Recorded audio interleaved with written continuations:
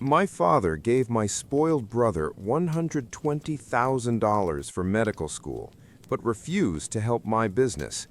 Now they're begging me for money because my brother's life is in danger. I'm 21 years old, and before explaining what's happening now, I need to give some background about my family so everything makes sense. My parents divorced when I was in middle school. At the time, I didn't know the real reason, but even as a child, I could feel that something was deeply wrong between them. There was constant tension in the house. They lived together, but there was no love. When I saw other families, I could tell they were happy. Ours never was. I have an older brother named Eric.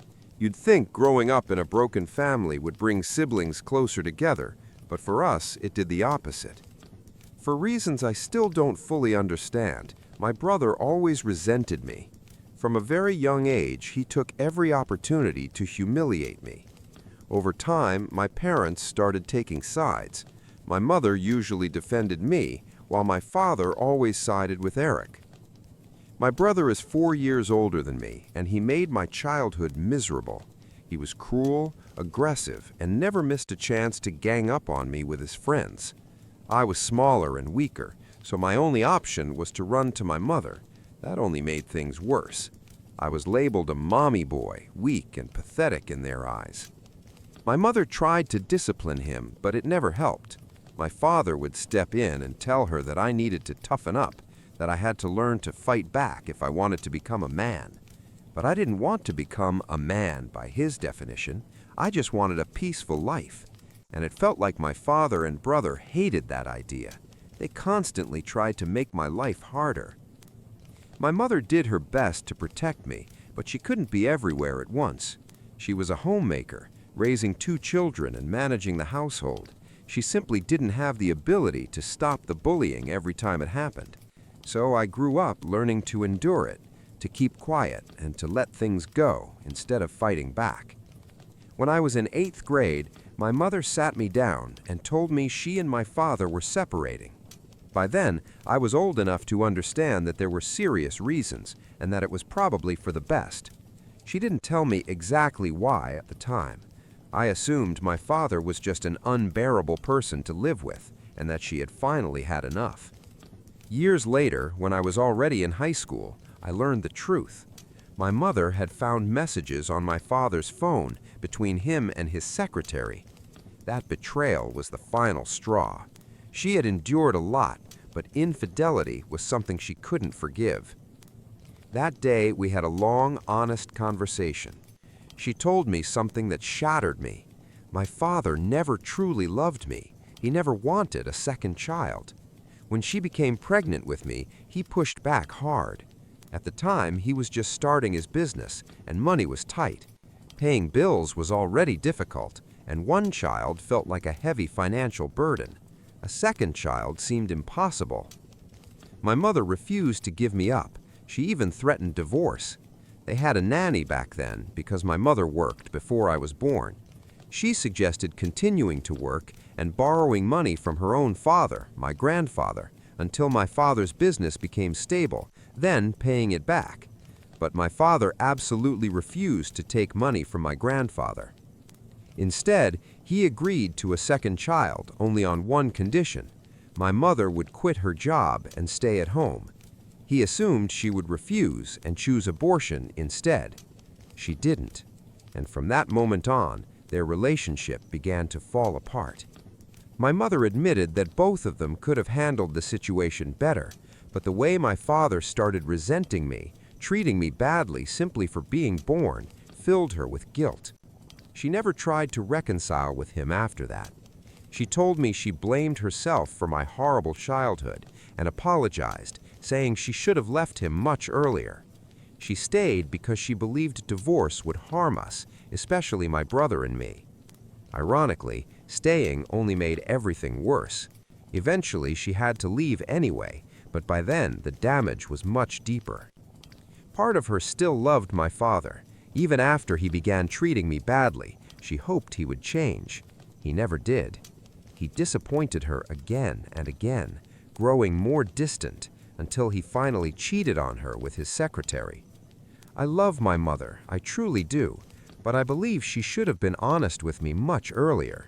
She only told me all of this when I was about to graduate, even though they divorced years before, while I was still in middle school. Unfortunately, I had to spend every weekend with my father. That was the custody arrangement my parents agreed on after the divorce. I stayed with my father on weekends while my brother stayed with my mother. It was considered easier that way. I hated being around my father, and I hated being around my brother even more. During the divorce, I made it very clear that I did not want to spend time with my father and my brother at the same time. That would have been a complete nightmare for me. My mother agreed, and her lawyer made sure the custody terms required me to spend as little time with my father as possible. For the most part, my brother and I were raised by her. Despite that, we still had to spend holidays together. Those gatherings were always awful. After the divorce, my father started openly dating his secretary, and my mother couldn't stand it. To his credit, he didn't bring her to family holidays, but my mother knew the truth, so the tension was always there. Still, we were forced to tolerate it because my father insisted, and my mother had no real choice. She had already created enough distance between herself, my father, my brother, and me. We tried to pretend we were still a family, that some kind of bond still existed.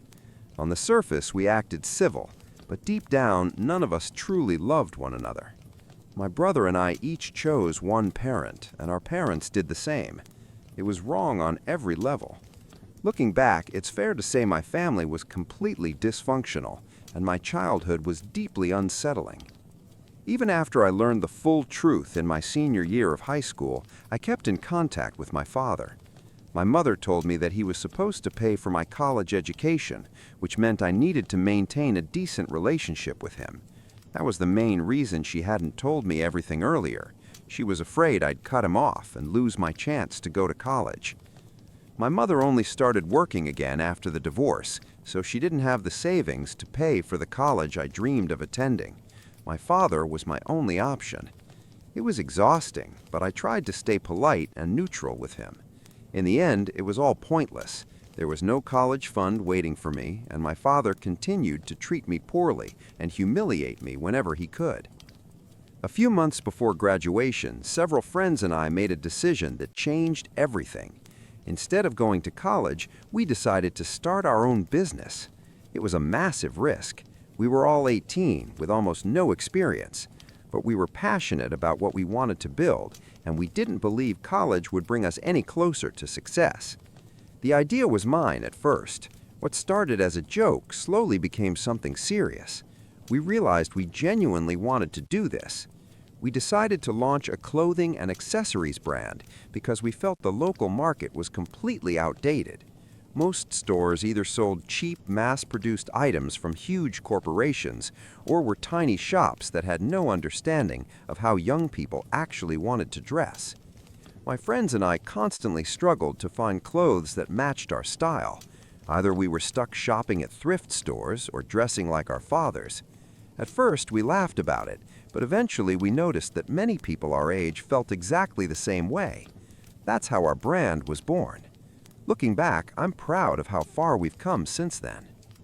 I don't regret skipping college. I truly believe we made the right decision.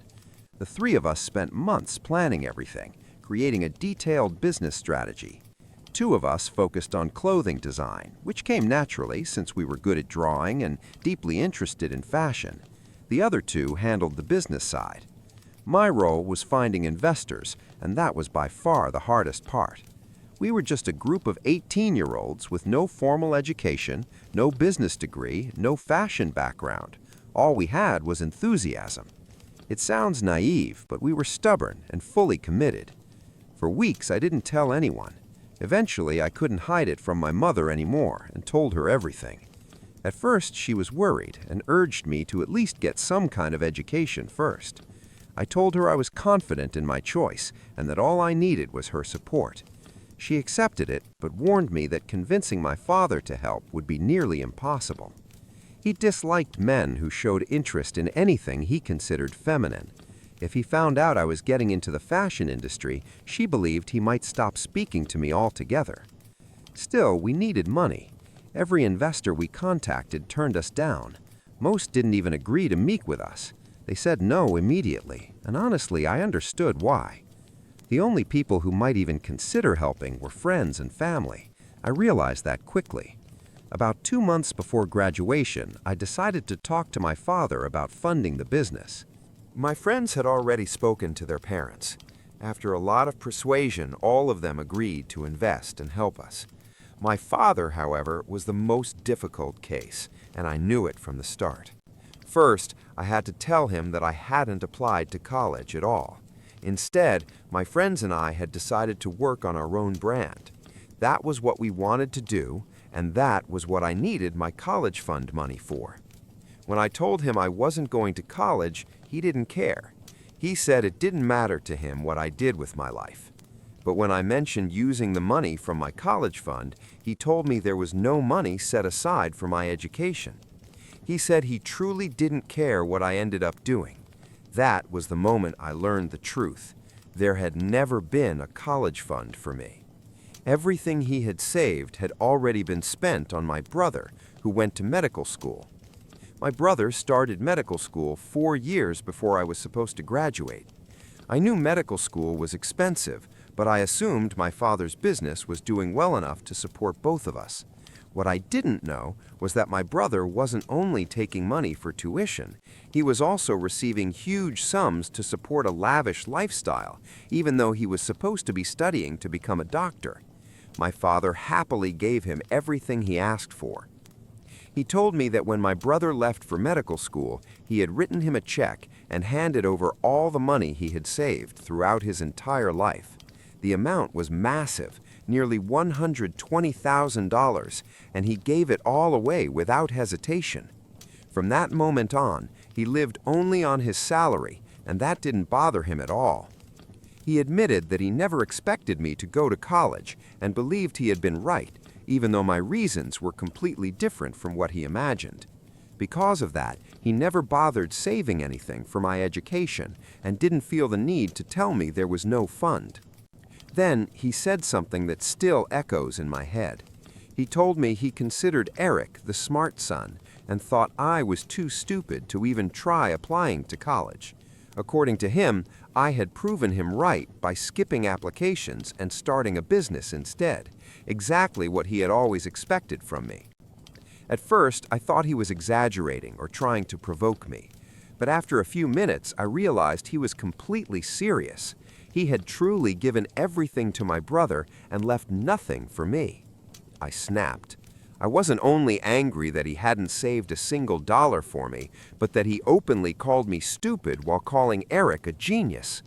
That day, I finally told him everything I had been holding in for years.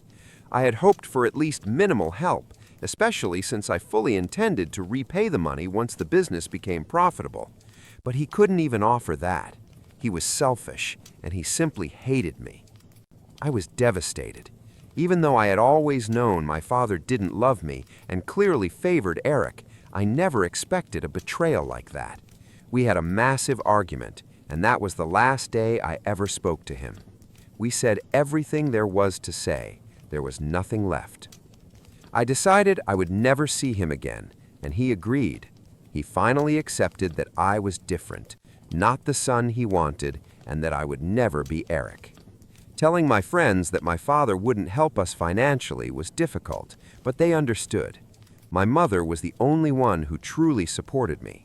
She gave me some of her own money and borrowed the rest from my grandparents, something I desperately wanted to avoid, since they were already older and needed savings for medical care and emergencies.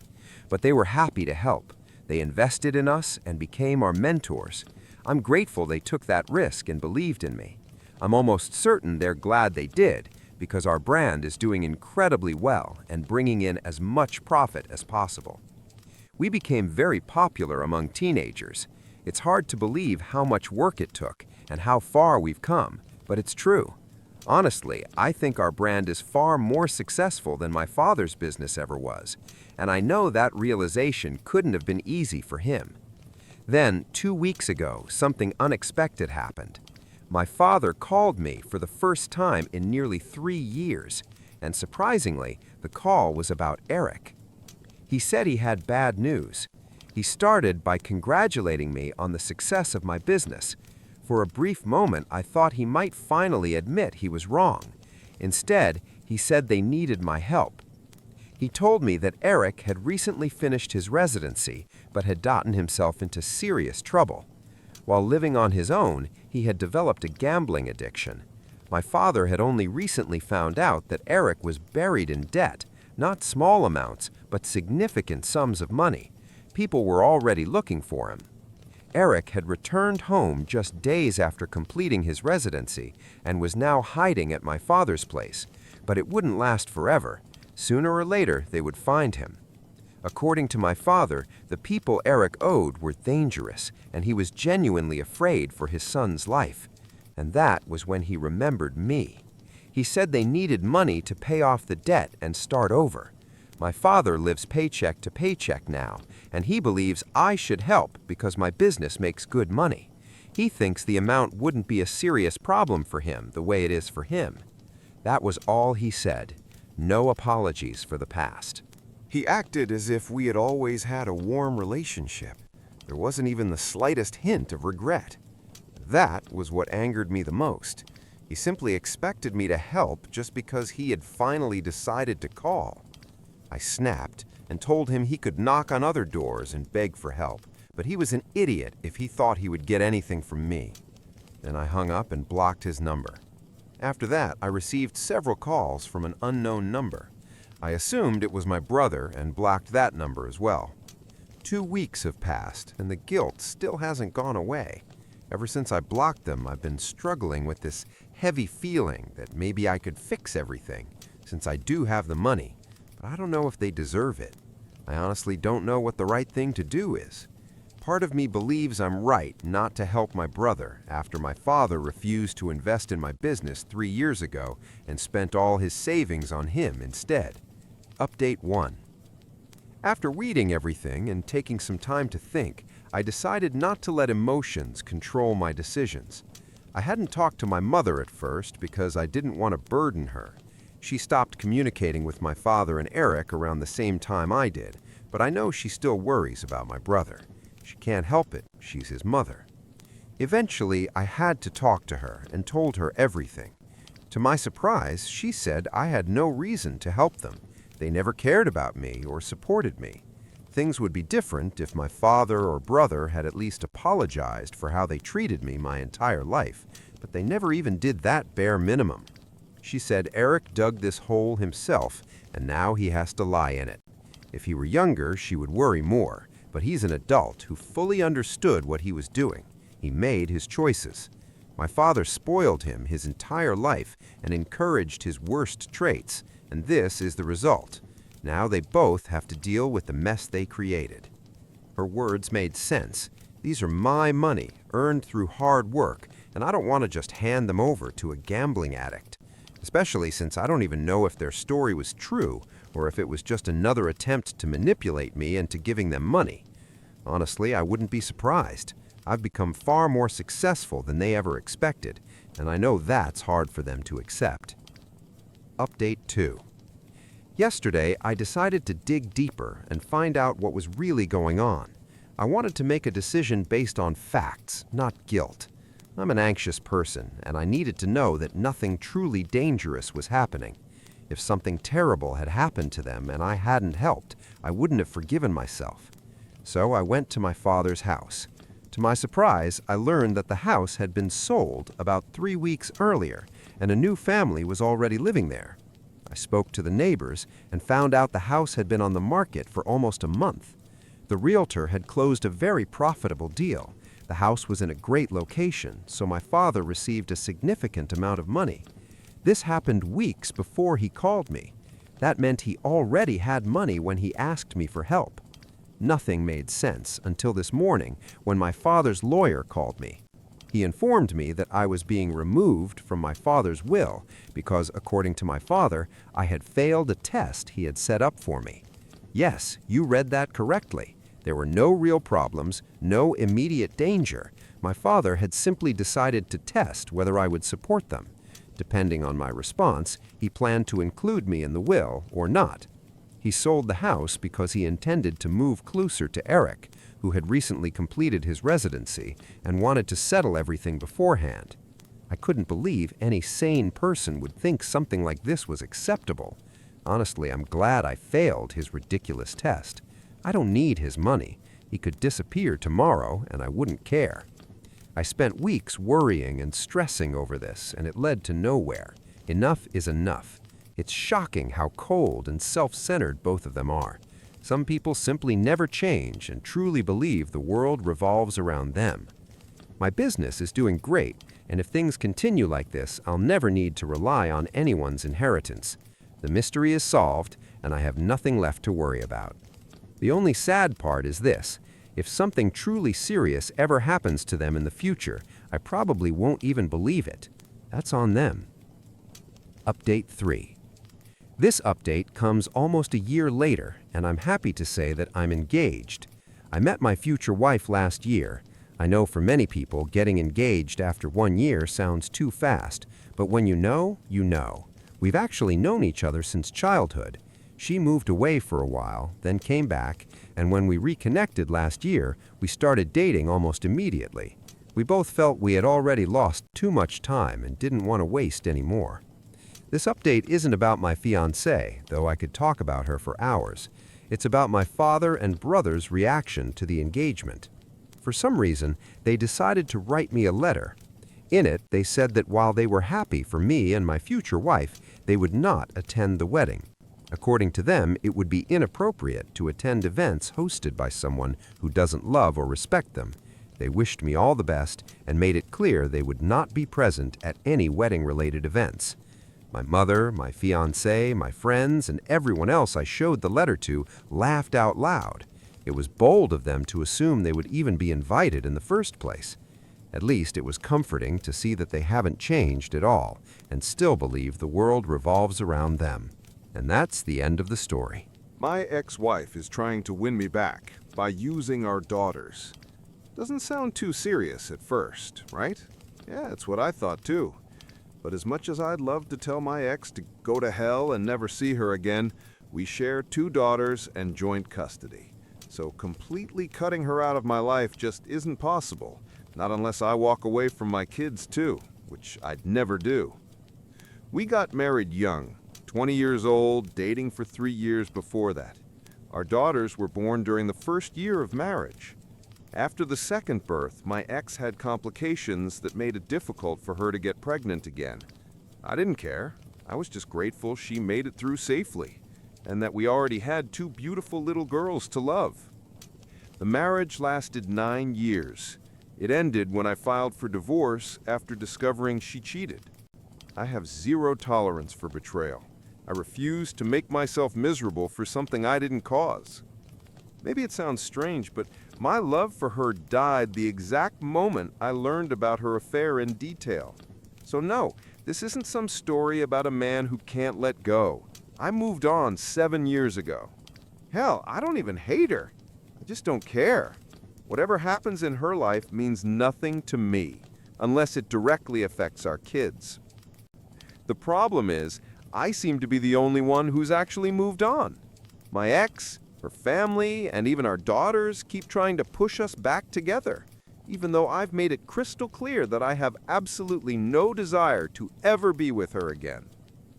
Maybe the fact that I stayed single for years after the divorce gave them false hope. But honestly, I just wasn't ready to jump into anything new. My daughters were my top priority. Plus, I had my own emotional mess to sort through after her betrayal, which, thankfully, I managed with help from friends, family, and therapy. My relationship with my daughters is great. We don't fight, we don't yell, and they're not rebellious or dramatic. Everything's been peaceful, except for one issue. They know their mother cheated. She told them herself about 3 years ago.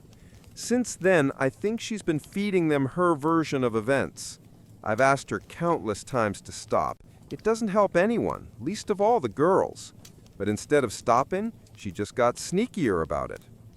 Since the divorce, she hasn't dated anyone, or even tried. I guess she thinks that makes her look noble. But honestly, I find it insulting. She could cheat on me while we were married, But now she's suddenly living like a saint? Whatever. That's her problem, not mine. For years, I could ignore the little comments my daughters made about their mom.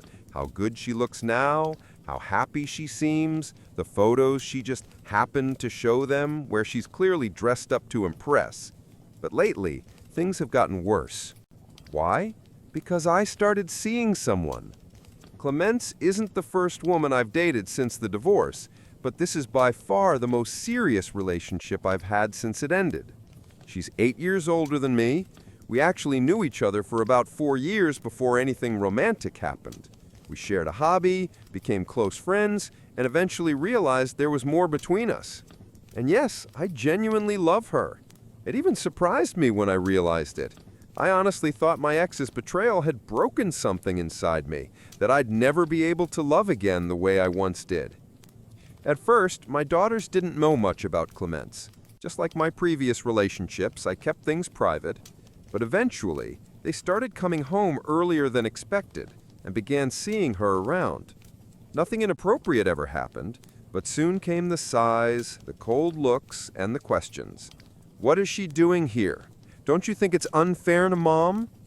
It was like they thought I was dating just to spite their mother.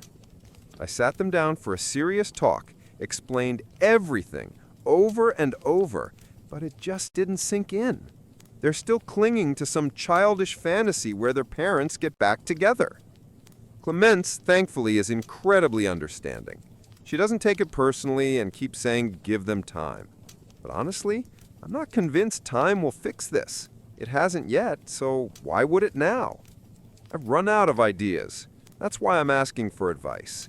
Is there any way, any possible approach to help my daughters finally understand that I will never get back with their mother? Sounds harmless enough, right? Well, not really. As much as I'd love to tell my ex to get lost and never see her again, we share 2 daughters and have joint custody. So, cutting her out of my life completely isn't an option, unless I'm willing to lose my kids too. We got married young, both 20, after dating for 3 years. Our twin girls were born during the first year of marriage. My ex had some complications after that, which made future pregnancies difficult. At the time, I didn't care about that at all. I was just grateful she survived everything safely, and that we already had 2 beautiful little girls we adored. Our marriage lasted 9 years. It ended when I filed for divorce after discovering she had cheated. I have zero tolerance for that kind of betrayal, and saw no reason to keep suffering for something that wasn't my fault. Some might find it strange, but every ounce of love I had for her died the moment I learned the full story of her affair. So no, this isn't some sad tale about a man who can't move on. I did, 7 years ago. Hell, I don't even hate her anymore. I just couldn't care less what happens in her life as long as it doesn't affect our daughters. The real problem is that I'm the only one who truly moved on. My ex, her family, and even our daughters keep trying to reunite us, despite me being very clear that I have zero interest in ever being with her again. Maybe the fact that I didn't date anyone for years after the divorce gave them false hope. But honestly, I wasn't about to jump into another relationship that fast, especially when I had 2 girls to raise. They were my priority. Eventually, with the help of friends, family, and therapy, I got my mental health back on track. My relationship with my daughters has always been great. No fights, no yelling, no teenage rebellion. Yet, they're smart, kind, and we've always been close. But there's one big problem. They know their mother cheated on me because she told them about 3 years ago. Since then, I'm pretty sure she's been feeding them a twisted version of events. I've asked her countless times to stop dragging them into our adult mess, but she doesn't listen. She hasn't dated anyone since the divorce. Hasn't even slept with anyone, apparently. She thinks that makes her look noble. Personally, I find it insulting. When we were married, she was sleeping with someone else, and now she suddenly can live without intimacy for 7 years? Whatever, that's her problem. For years, I brushed off the occasional mentions of her looks or the photos my daughter showed me where she clearly dressed up just to make an impression. But things changed after I started dating again. My girlfriend Clemence isn't my first relationship since the divorce, but she's definitely the most serious one. She's 8 years younger than me, and we'd known each other for 4 years before we started dating. It grew naturally, from friendship into something deeper. And honestly, I love her. I didn't expect that. I thought my ex's betrayal had broken something inside me, that I'd never be able to love again. Turns out I was wrong. At first, my daughters didn't know much about my relationship with Clemens. Then they started showing up at my house earlier than scheduled, sometimes finding her there. We were never inappropriate, just living our normal lives. But soon came the questions, what is she doing here? Or, that's not fair to Mom. It's like they genuinely believe I'm seeing someone just to hurt their mother. I've had long, honest talks with them, but they just don't seem to get it. They can't let go of the fantasy that their parents might reunite someday. Thankfully, Clemens is understanding. She says the girls just need time, though I'm not sure that will help. It hasn't so far. So yeah, I came online looking for advice. Maybe someone out there knows how to help my daughters finally understand that no matter what happens, I'm never going back to their mother. When I try explaining that you can't be faithful to someone you're no longer with, they just ignore it.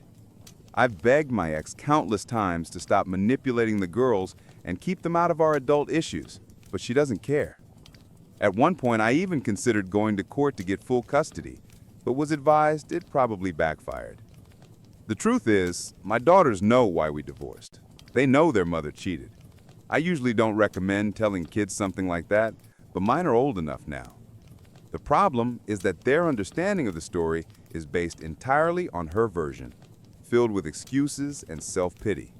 A year ago, I finally tried explaining my side, only to find out she had already told them years before, when they were around 13. They know what she did, but they can't comprehend it emotionally. To them, their mother has always been loving and caring. They can't imagine her cold and distant like she was during the affair. Back then, she completely shut me out. Not just physically, but emotionally. She stopped doing little things. Morning kisses before work, random hugs, shared jokes, all gone. I realized something was off and eventually, with a close friend's help, uncovered the truth. She had been giving all that affection to someone else. I'll never forgive that. My daughters don't understand why, and honestly, I don't want them to. No child should ever have to carry that kind of pain. So when they talk about regret, forgiveness, or getting back together, I just can't relate. Where was all that love when it mattered? Update. It's been a while since my original post. A lot has changed. My daughters actually found that post by accident. I had no idea they were even on that site.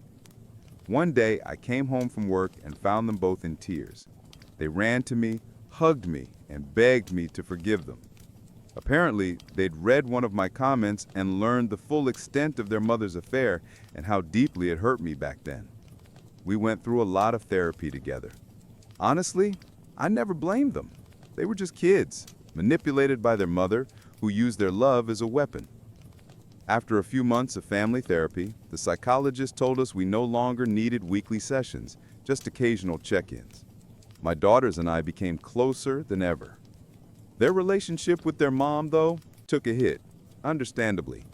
I told them not to dwell on her mistakes. I've long since made peace with what she did. That's also something we worked through in therapy.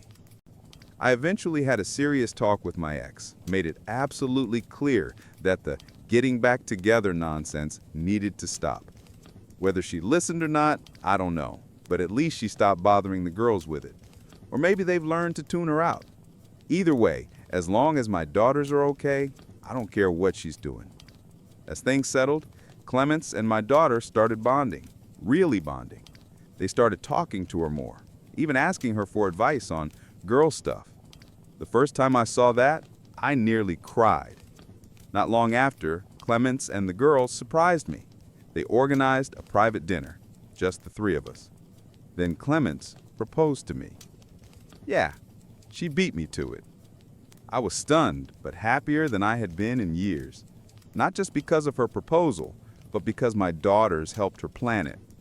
We had a small, intimate ceremony with close friends and family, and now we're expecting a baby. My daughters can't wait to become big sisters. And I honestly can't wait to watch them spoil their new sibling rotten. The entitled lady at Starbucks. A woman with an inflated ego decided that using mobile orders was unfair and demanded that I wait in line, even though my drink was already paid for and ready. I'm 28. There's a Starbucks conveniently located near my therapist's office, and over the past few months, I've gotten into the habit of grabbing a sugary drink before each session. Don't judge me. I know those 400-calorie whipped cream-topped sugar bombs aren't real coffee. But that overpriced $10 liquid dessert is my small comfort before diving into emotional self-improvement. Yesterday morning, on my way to therapy, I made a rare, smart decision. I ordered ahead through the app to avoid the lunchtime rush. Perfect timing. 10 minutes later, I walked in just as the barista was finishing my pumpkin spice cold brew.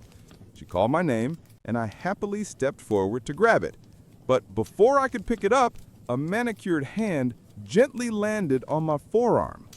The hand belonged to a woman who looked about 35, polished, confident, wrapped in a flawless linen suit. Her sleek ponytail, gold jewelry, and designer bag practically scream, "I'm important." She exuded that unmistakable aura of superiority, chin slightly raised, posture perfect, as if she believed the air around her was more refined than everyone else's. For simplicity, let's call her Miss Entitlement. Her smile looked polite, but her tone was sugary sweet and condescending, like a teacher correcting a clueless child. "That's not yours," she said softly. I frowned, confused. I checked the cup. My name was written right there. "Oh, sorry. Do you have the same name? I think this one's mine. What did you order?" She shook her head, the smile tightening. "No, my name's much longer than that. I ordered a hot soy matcha with 2 pumps of vanilla." "Ah, then this definitely isn't yours. This one's a pumpkin spice cold brew. Maybe yours is still coming out. You could ask the barista." I reached for my cup again, but her manicured claws tightened around my arm. Her mask slipped, and that fake smile cracked. "You didn't say it was mine," she snapped. "I said it's not yours. I saw you walk in and grab the first drink you saw. You can't do that. You need to wait in line like everyone else." It finally clicked. "Oh, I ordered through the app. It's prepaid and ready for pickup. See?" I pulled up my confirmation email on my phone and showed her. "Order placed 12 minutes ago, paid in full." She barely glanced at it before smacking my hand away, hard enough to leave a red mark. "You can't just walk in and take it," she hissed. "I don't care if it's your drink. It's not fair to everyone else who's waiting." I stood there, stunned. Did this stranger seriously just hit me over a Starbucks order? Around us, maybe 8 people were waiting for their drinks, with another dozen still in line. She honestly thought I should wait behind all of them just to satisfy her warped sense of fairness? I locked eyes with the barista, who looked exhausted, the kind of weary look only years of customer service trauma can create. She sighed and approached us cautiously. "Hi, is there a problem here?" Before I could answer, Miss Entitlement jumped in. "Yes, this girl just walked in, grabbed a random drink, and won't wait her turn. Tell her to get back in line." I held up my phone. "That's not true. This is my drink. I ordered it through the app. Here's the confirmation, and the name matches the cup. Look." The barista double-checked my phone, glanced at the label, and nodded. "Yes, ma'am, this order is hers. She paid in advance." The entitled woman's jaw tightened. "I don't care if she paid. I've been waiting here like everyone else. She doesn't get special treatment."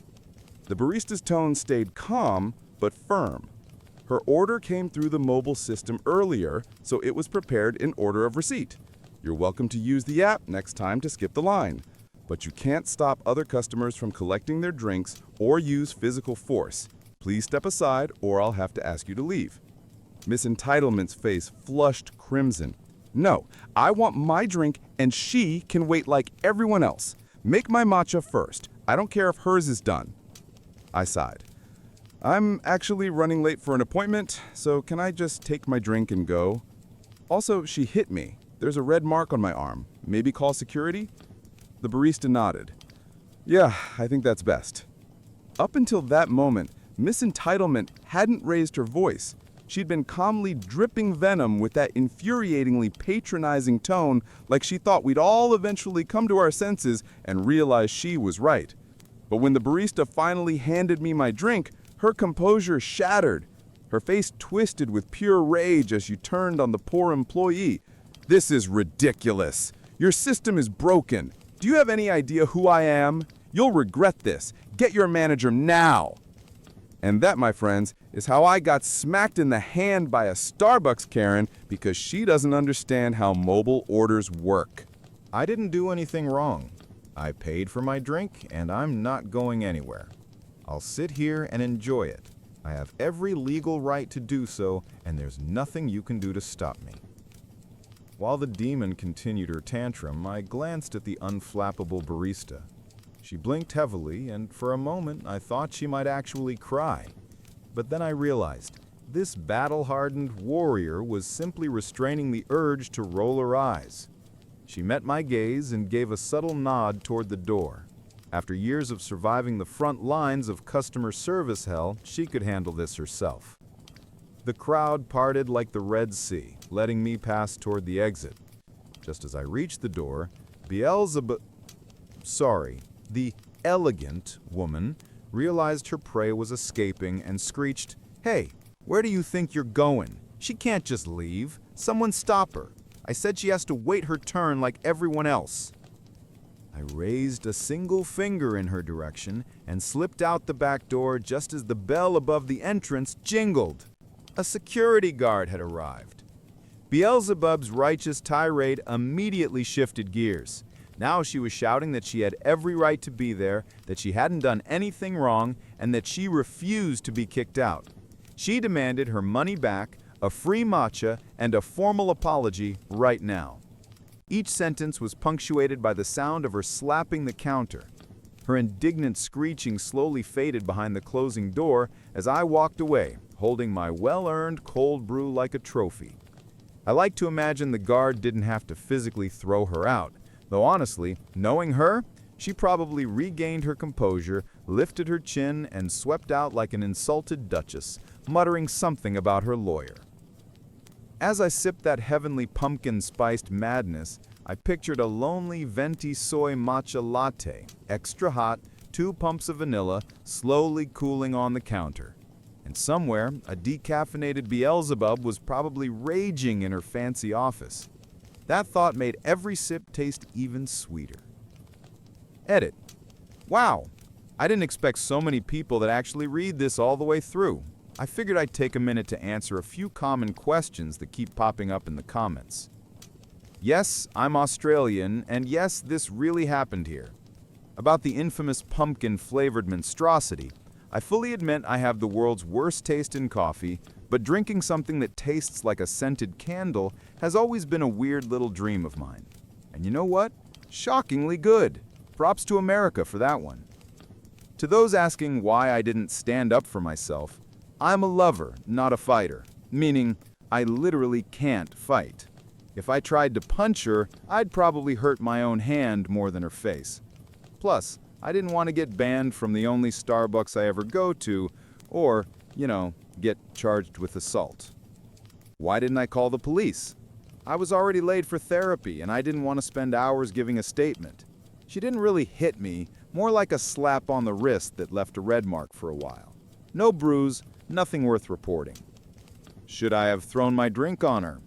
Absolutely not. I'd rather calmly sip my $9 coffee milkshake in peace. Besides, if I'd made a mess, the poor employees would have had to clean it, not her. Oh, and shout out to the guy who literally made a fake account just to send me a death threat because he didn't like my tone and thinks I'm a stuck-up witch. Honestly, kind of flattering. That's a lot of effort for one hate message. If you're reading this, send me your name and address. I promise I won't forward it to the cops. And finally, to everyone who made it this far, thank you. It's nice knowing someone actually reads this stuff. This was fun to write, but it's now 4 a.m. and I'm about to crash. Let's see what chaos tomorrow brings. Before we move on to the next story, I've got a question for you. What would you do in this situation? Actually, it reminded me of something that happened to me recently. It's kind of similar. I'd ordered a shawarma through an app, got a notification that it was ready, but when I arrived, I had no idea where to pick it up. The girl behind the counter, she was serving someone else, totally silent, and I just stood there, waiting, confused. I finally asked, "Hey, can I pick up my shawarma?" And she just didn't answer. Awkward silence. I waited until she finished with the customer, asked again, and she finally handed it to me. I said, "You could have just said something," and she replied, "Can't you see I'm serving someone?" Like, what? I was new there, didn't know how pickup worked, and she couldn't spare 2 words to clarify? Some people just really hate being mildly helpful. Anyway, what do you think? Was she totally right to ignore me? Or was that just bad customer service? Curious to hear your thoughts, because like in the Starbucks story, sometimes these wait your turn situations aren't as black and white as they seem. The lawnmower theft. A guy from a lawn care service stole my lawnmower and disappeared. I occasionally hire local workers through a third-party app to mow my lawn. I've never had any issues, until recently, when I decided to mow it myself and realized the mower was gone. I usually keep it on the back porch. After checking my security footage, I was shocked to see the last guy I'd hired stealing my brand new mower, the one I'd only used twice, and trying to sneak it out through my neighbor's yard. The idiot must have thought my camera had a narrow angle. I reported it to the service, and they confirmed it was theft. They told me I needed to file a police report so they could help track the guy down and recover the mower. Update 1. The company gave me the thief's direct contact. His excuse? He claimed he thought the mower was broken and decided to help me out by removing it as junk, assuming that's why I hired them. Now he says someone stole his trailer with my mower inside it. I'm currently on the phone with the sheriff, filing a report. The sheriff said the amount qualifies as grand theft since it's over $500. He contacted the guy and gave him 24 hours to either return the mower or pay the full cost. Otherwise, it becomes a criminal case and a warrant will be issued for his arrest. Small-town sheriffs don't mess around. I also posted the theft video on the neighborhood app next door. Someone messaged me saying they knew his mom and sister and would reach out to them. A few others even found his Instagram. Update 2. Things are getting wild.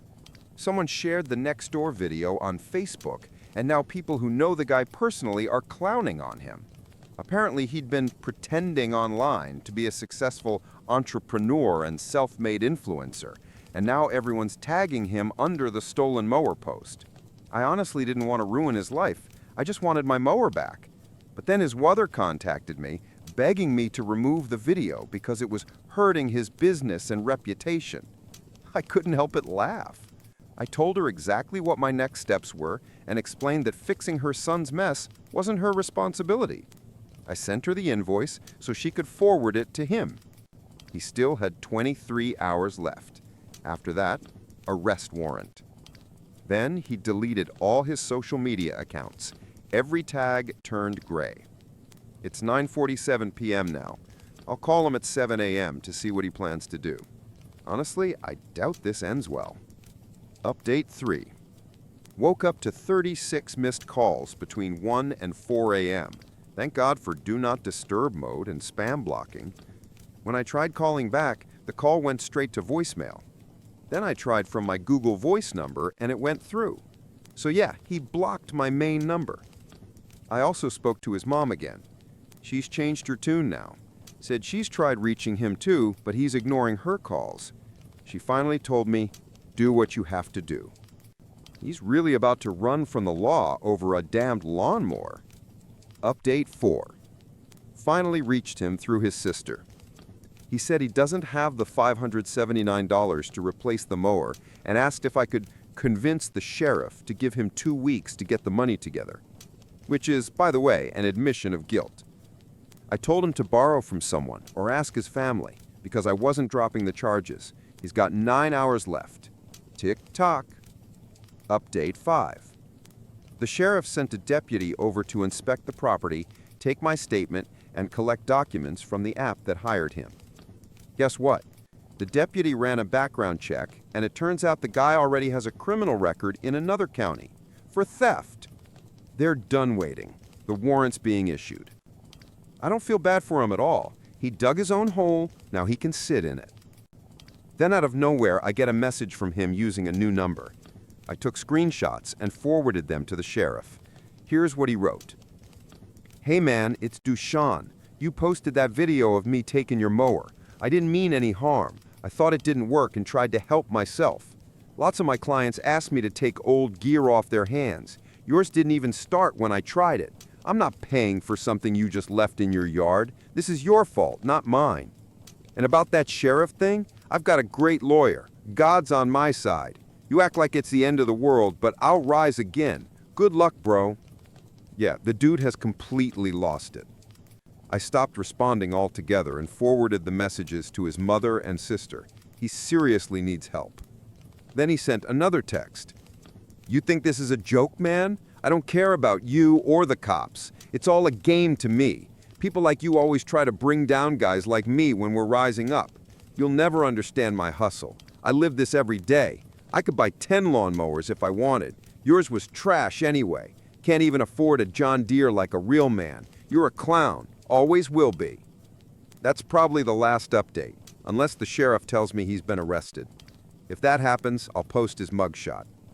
For now, I just bought a new mower, an electric one I can keep inside the house this time. Thanks to everyone for the support, jokes, and laughs. You honestly helped me stay sane through this mess. Final update. The sheriff called. The arrest warrant is active. If his plates get scanned or he's pulled over, he's done. Police don't have his current address, only his mom's. But I gotta say, the sheriff's office handled this incredibly fast. Not sure if I should tell his mother. Oh, and I treated myself today. Bought a new electric mower with a leaf blower, trimmer, and quick charger. It's quiet, clean, and stays in my garage. A corporate lawyer friend read the service's terms and told me I have a solid case. He's taking it pro bono. He even thinks the company will settle out of court to avoid bad publicity. And get this, someone said the thief is in Texas now. Looks like the guy really ran off over a lawnmower. I refused to date my friend because of his toxic family. I'm 30, and I have a close friend from college whom I'll call Marlon. He's 31. We studied and graduated together and still meet for lunch breaks since our offices are just a few minutes walk apart. I work in the federal government, and he works at an investment firm. Last October, I let Marlon move in with me after his girlfriend, Paige, 29, broke up with him and kicked him out of her place. Paige is Jewish, openly bi, and liberal. She's a tattoo artist who owns her own studio. Her body is beautifully covered in tattoos, and her hair is jet black. Unlike Marlon, she knows how to stand up for herself and enjoys a debate from time to time. A little background. Marlon comes from a traditional evangelical family in Mississippi. His family moved to the San Francisco Bay Area in 2020 during the pandemic to be closer to him, or more accurately, so he could provide for them.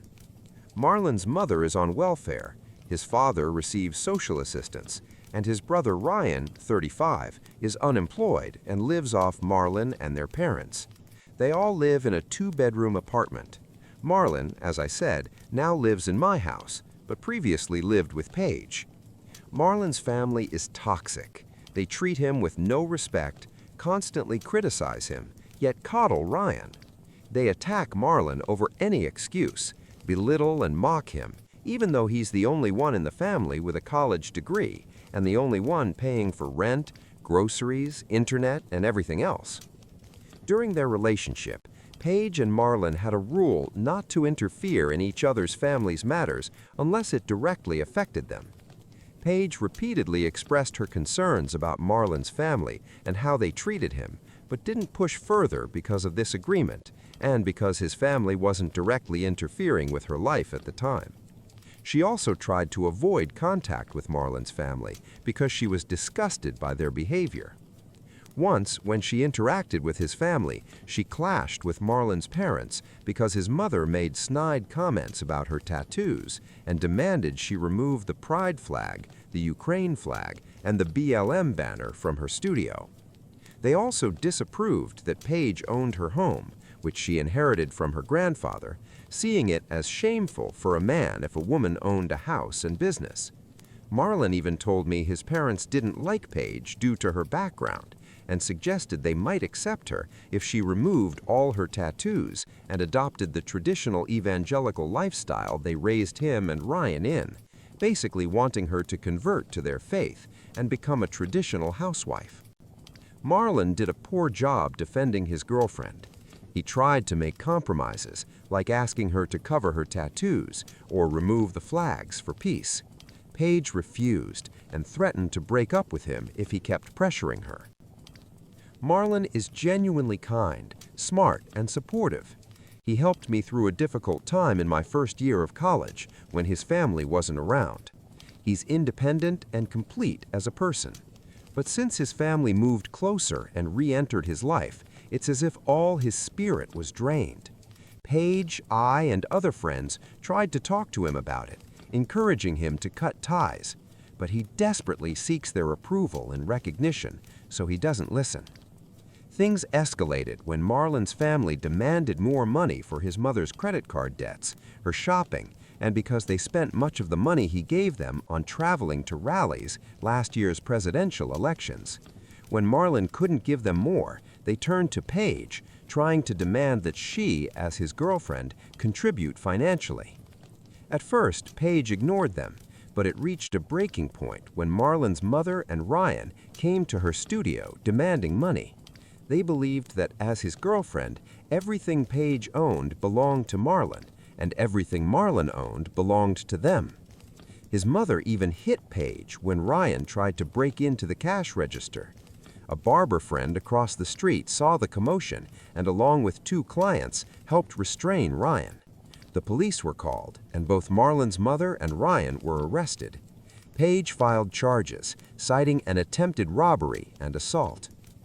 Regarding my own relationship with Paige, we're just acquaintances. We've crossed paths at events, including those with Marlon, and follow each other on Instagram and Facebook. After Marlon told me about the breakup, I reached out to Paige out of curiosity to hear her side. She explained everything, including how Marlon acted. She told me that after filing a restraining order against his family, Marlon begged her to withdraw it, saying he didn't want to lose his family. He didn't ask if she was okay or apologize, which led Paige to end things immediately. Paige warned me to stay away from his family, highlighting his mother's obsessive behavior regarding grandchildren. When I confronted Marlon, I demanded he apologize to Paige and set boundaries with his family. He eventually apologized to Paige after a couple of months. I explained that he earns more than I do, but barely manages to support himself while covering 3 adults' expenses. I reminded him that he had already lost friends and his girlfriend due to his attachment to them. He seemed to understand that he still struggles with boundaries, yet he continues paying their debts and bills. I live in my family home with 4 bedrooms, which my parents bought in the 1990s. They moved to Seattle 2 years ago and allowed me to live here as long as I cover expenses. 7 months after Paige broke up with Marlon, Marlon still lives with me. We remain friends, but I require him to pay his share for rent, groceries, and utilities. A few evenings ago, while watching Netflix, Marlon asked if I would go on a real date with him. In college, we had discussed the possibility of dating when his family wasn't around. He's a good person, and we've spent a lot of time together, but nothing happened then. I paused the movie and spoke to him seriously. I said that if it was just about him, I wouldn't mind, because without his family around, he's kind, reliable, and supportive. But I pointed out that almost all his income goes to supporting 3 unemployed adults, and reminded him what happened with Paige. I asked him, if we were together, married, with kids, how could you support our family while providing for your parents and brother? Could you set boundaries with them? When Paige and I asked you to do it before, you failed. Would your parents expect me to support them too? And our cultural backgrounds differ. My mixed race. My mom's white, my dad's native and Catholic, not very religious. Could that also be a problem given your family? Marlon said he would try to find a balance and expected me to occasionally help his parents for peace. He also reassured me that my race wouldn't matter if I agreed to follow their rules when around them. I took a deep breath and said that if he didn't completely cut ties with his parents, I wouldn't date him, and any future relationships would likely fail due to their interference. Since that night, we haven't discussed his parents or dating. For clarity, I never intended to start a romantic relationship with Marlon. We agreed yesterday that while he has feelings for me, we shouldn't date, mainly due to my race. It would create issues with his mother. Marlon still misses Paige and said he might try to get back with her. I reminded him to leave Paige alone and that until he gets serious help and cuts his parents out of his life, any new relationship would be a bad decision. Yes, we have a written monthly rental agreement. He pays me rent every month, small compared to market rates. If I choose not to renew, I must give 30 days notice. A couple of our mutual friends are already encouraging him to find his own place and start living independently. Hopefully, this will give him confidence and help him gradually distance himself from his parents. But who knows? Update 1. I don't even know where to start given how complicated everything has become. After Marlon's ex, Paige, broke up with him last October, Paige and I started talking, became friends, and even went to the gym together. Paige recently began dating a guy from our gym whom I'll call Virgil, 33. It turns out Paige and Virgil went to the same school, a few years apart. Over the 7 months since Paige broke up with Marlon, he's been struggling to support his freeloading family. Without Paige, he's basically falling apart. On top of that, he constantly faces humiliation from his family, especially complaints about not earning enough. He also said he misses the support and comfort Paige used to provide after negative interactions with his family, something she consistently did. Despite our and other friends' attempts to convince Marlon to let her go, he kept trying to talk to Paige and win her back. For 7 months, he came to her home or studio to talk, but she always turned him away. He stopped, at least until recently, after Paige threatened to call the police and get a restraining order if he showed up uninvited again. Marlon also complained that he can no longer handle his family's growing demands, debts, shopping, and their constant pressure, especially his mother, who keeps insisting she wants grandchildren. As some of you guessed from my previous post, I'm also convinced that one reason Marlon wants to get back with Paige, or less so to be with me, is that he needs a woman to help him financially support his family, act as a buffer between him and his relatives, and provide emotional support. At the end of March, Marlon found out Paige had a new boyfriend. She's dating Virgil, and he panicked. He started whining that he didn't want to lose her. I reminded him that she had already broken up with him, so it was over. Despite her new relationship, Marlon tried texting, calling, messaging, and even creating new accounts just to talk to her, believing they could still discuss things. I told him, stop. I even showed him a video Paige recorded specifically for him, where she directly asked him to stop contacting her. Then came Saturday, May 17th. I took time off and went away with a man I met online, whom I'll call Jack, 55. He took me to his mountain cabin for a week. While there, I got a notification that someone was at the door. It was Marlon's parents demanding to speak with him. I assumed Marlon wasn't home, so he didn't answer. Through the video intercom, I told him he was probably at work and asked what they needed. Marlon's parents immediately started complaining about how disappointed they were that their son doesn't earn enough to support them, and how they needed more money for his mother's legal bills, her gambling addiction, and medical expenses. Marlon's father added that he expected Marlon to pay for a Denali pickup he wanted, as his previous truck had been repossessed. Then Marlon's mother asked if I was dating or sleeping with him. I said, no, nothing is going on between us. I added that Marlon had told me she didn't want me dating her son because I'm too dark-skinned for her, so that wasn't an issue. She replied that given her age and declining health, she just wants grandchildren, even if they are mixed race. I reminded her that I'm just Marlon's friend and legally his landlord. That was it. She said that if Marlon and I had sex and I became pregnant, she would choose the baby's name. Then they left. I was in shock and even felt physically sick. On Friday, while leaving with Jack, I had turned on my phone to save battery and not be distracted. I saw numerous missed calls and messages from Marlon and my close friend Tiffany, 30. Jack drove me home, and as soon as I entered, I saw Marlon's room completely trashed. The living room was partially destroyed, and he was sitting on the couch, more broken than before. I asked what happened. He said his parents had come to my house again. He let them in, and they immediately started berating him for not earning enough to pay their debts, bills, and more.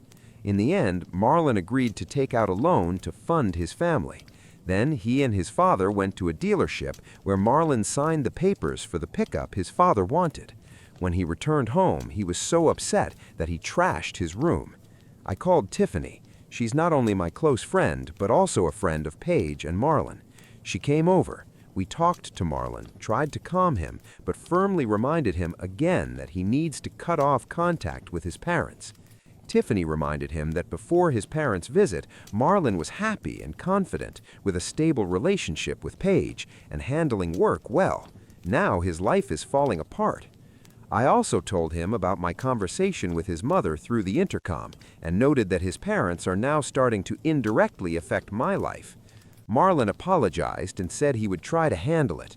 Tiffany, from a well-off family, offered to pay for therapy for Marlon, but he refused, saying he probably just needs to try something else to gain his parents' approval, still justifying their behavior by claiming we misunderstood them. I was going to tell him that his family lacks boundaries, basic human decency, and self-control, but at that moment it felt pointless. Tiffany and I cleaned up the mess in the living room, and Marlon in his room. Later that evening, I spoke with Tiffany and Paige about what we could do. Paige suggested trying to contact other relatives who might support Marlon. I'm leaning toward evicting Marlon from my house, but I don't want to do it until we find a place where he can stay. I'll post another update if anything changes. Update 2. All future updates will be from Paige's perspective. Hi, everyone. I came across a post my friend wrote about my relationship with my ex, Marlon, and how she took him in after I kicked him out. I want to clarify that Paige in her story is me. I spoke with the author and told her I had no issue with her sharing this story. After reading her posts and many of your comments, I felt the need to clarify what my life with Marlon was actually like. The author gave Marlon 30 days to move out. His mother, Sylvia, 68, managed to get him fired, and Marlon is struggling to piece his life back together. That's mostly context for what the author already mentioned. Now, I want to tell my story. I'm originally from New Jersey, but moved to California in late October 2021 after my grandfather passed away a year earlier, leaving me a house in Oakland. I didn't know anyone here, but about a week after moving, I met Marlon at a supermarket I frequented. We started talking after I complimented his Lincoln Park shirt. He had messy hair, a slight stutter, seemed a bit awkward and quirky, but in a cute way. After running into each other several times and chatting, I pulled out a marker and wrote my number on his hand, telling him to text or call if you wanted to hang out outside the supermarket. For about 2 weeks, Marlon and I texted and called nearly every day. 2 weeks later, during a phone call, I told him about growing up in a Star Path environment and casually asked if he wanted to visit the Science and Space Center in the city, reopening that week. He enthusiastically agreed. Our first date was Saturday, November 13. I liked that he was smart, passionate, a bit quirky, yet genuinely pleasant. He arrived by taxi, so I drove us to dinner at a Chinese restaurant near the tattoo parlor where I worked. I later bought that parlor from the previous owner when he retired. I explained that around Christmas, while Christian families have traditional dinners, many Jewish families, including mine, go to Chinese restaurants. The date went wonderfully, and we kept seeing each other. Over the 3 years we were together, I shared everything about myself and my family. I told him that on my father's side, I'm Czech Jewish, on my mother's side, Sephardic Jewish, and that my great-grandfather on my father's side was the only family member to survive Auschwitz. That trauma shaped the value I placed on family closeness and support. My mother is from Israel, but immigrated to the U.S. in the 1970s to be closer to family. P.S. No, I'm not an Israeli citizen because my mother didn't register my birth at the consulate.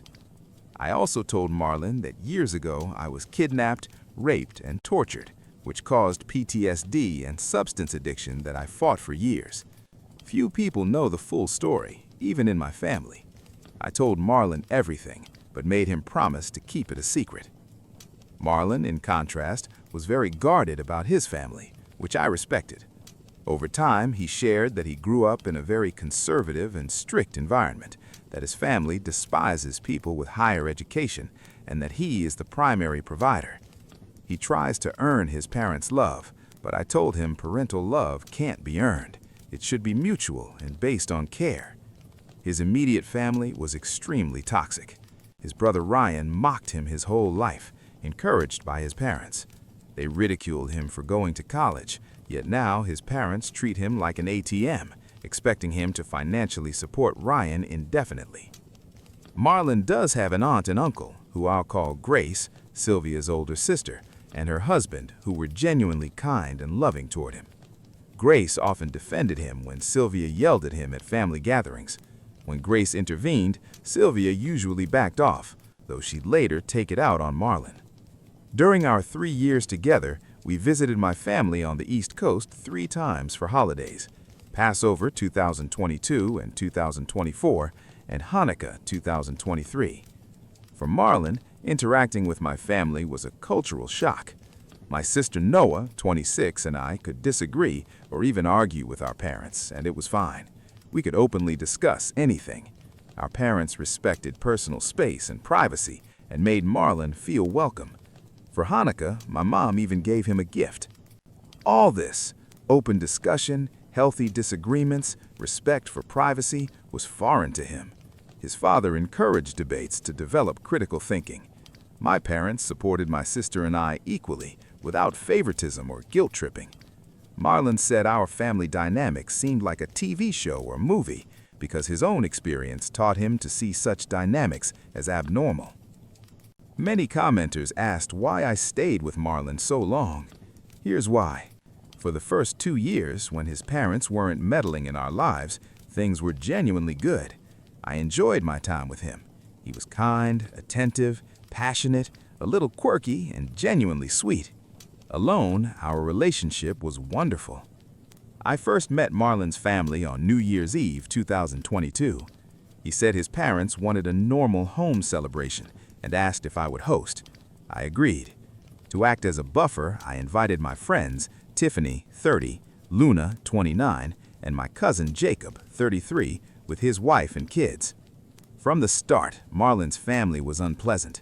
When they learned I owned a home and had my own income, they seemed genuinely offended. Many things in my house offended them: the kids watching shows, my old Bernie 2016 shirt, and my political humor. I jokingly said, "Well then, I am too, because I grew up in a family allowed to talk back," which upset Sylvia. At dinner, Marlon's father and Ryan called him a disappointment and a loser. I asked Ryan, "What do you do for work? Which college did you attend?" He shut up immediately. I told Ryan and his father that Marlon was the only one in the family to go to college, the only one with a job and paying for everything. They were in no position to belittle him. Sylvia yelled incoherently at me. I laughed in her face, which angered her more. After a few more minutes of argument, Marlon's family left without even waiting for the countdown. Afterward, Marlon complained I had snapped at his parents.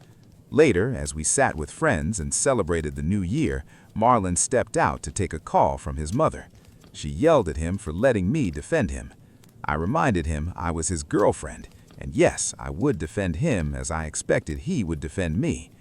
We argued and slept in separate rooms that night.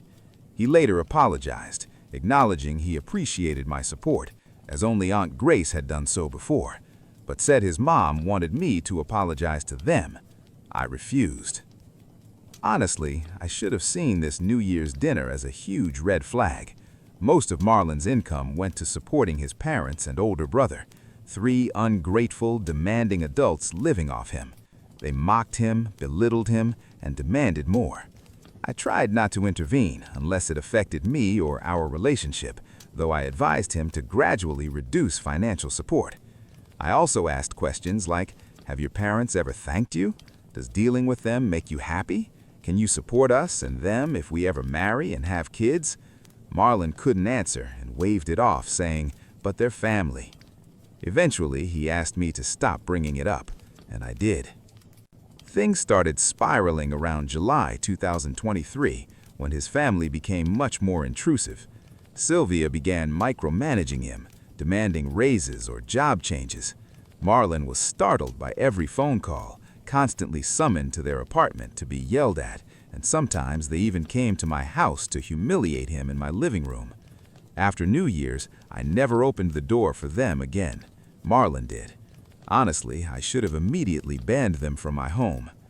Whenever they came to humiliate Marlon, I defended him, arguing with them, while Marlon defended them while I defended him. Eventually, they turned on me just for supporting him. After they left, Marlon and I argued because he defended them. He said he was trying to keep the peace and earn their respect.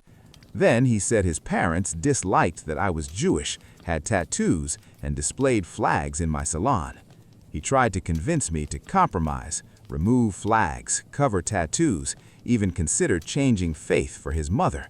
I was furious. I told Marlon his parents would never set foot in my home again, and if they appeared again, I'd call the police. I also threatened to break up with him because it was clear he wanted me to change for their approval. Marlon started backpedaling, begging me not to leave and promising to set boundaries with his parents. He never did, and yes, that was another chance for me to leave him that I didn't take. Over the next few months, I increasingly found Marlon crying. He would berate himself, repeating that he needed to try harder. He was in a truly awful state. I comforted him, hugged him during panic attacks, and was his emotional support, and I don't regret it because that's what I do for everyone I love. But now I understand that support has to be mutual. In the following months, I hardly had any contact with his family, but then Marlon's mother, Sylvia, started calling and texting me, demanding that I support them financially as well. She said that as Marlon's future wife, it was my duty to provide for them, let them live in my home, and that since Marlon was the man of the house, I should submit to him, essentially giving him control over my finances. Meanwhile, he was still expected to support his family, but now at my expense. I tried ignoring her or abruptly hanging up during her rants, but that only provoked more outrageous demands. Sylvia asked if Marlon and I were planning to have children and claimed she wanted to choose our child's name herself. Once, she even messaged me to find a girlfriend for Ryan. It all weighed on me so heavily that I tried talking to Marlon, but he didn't take it seriously, brushing it off. A couple of times he even joked about it. I stopped trying to discuss it and told him simply to tell his family to stop contacting me. Of course, that didn't work. In October last year, Sylvia and Ryan came into my salon demanding that I support them. I told Sylvia she was not my responsibility and that if Marlon wanted to give them money, that was his choice, but I was done. She didn't get it. She kept whining about income, credit cards, and so on. While she was whining, I noticed Ryan climbing over the counter, trying to open the cash register. That was too much. I grabbed my phone and called the police. While talking to the operator, I suddenly felt a hit to my face, then was pushed into the shelves and fell. I froze for about 5 seconds before realizing Sylvia was scratching my face and arms, trying to grab the phone. Doug, 53, a barber, and my friend from the barber shop across the street ran into my salon with a couple of clients.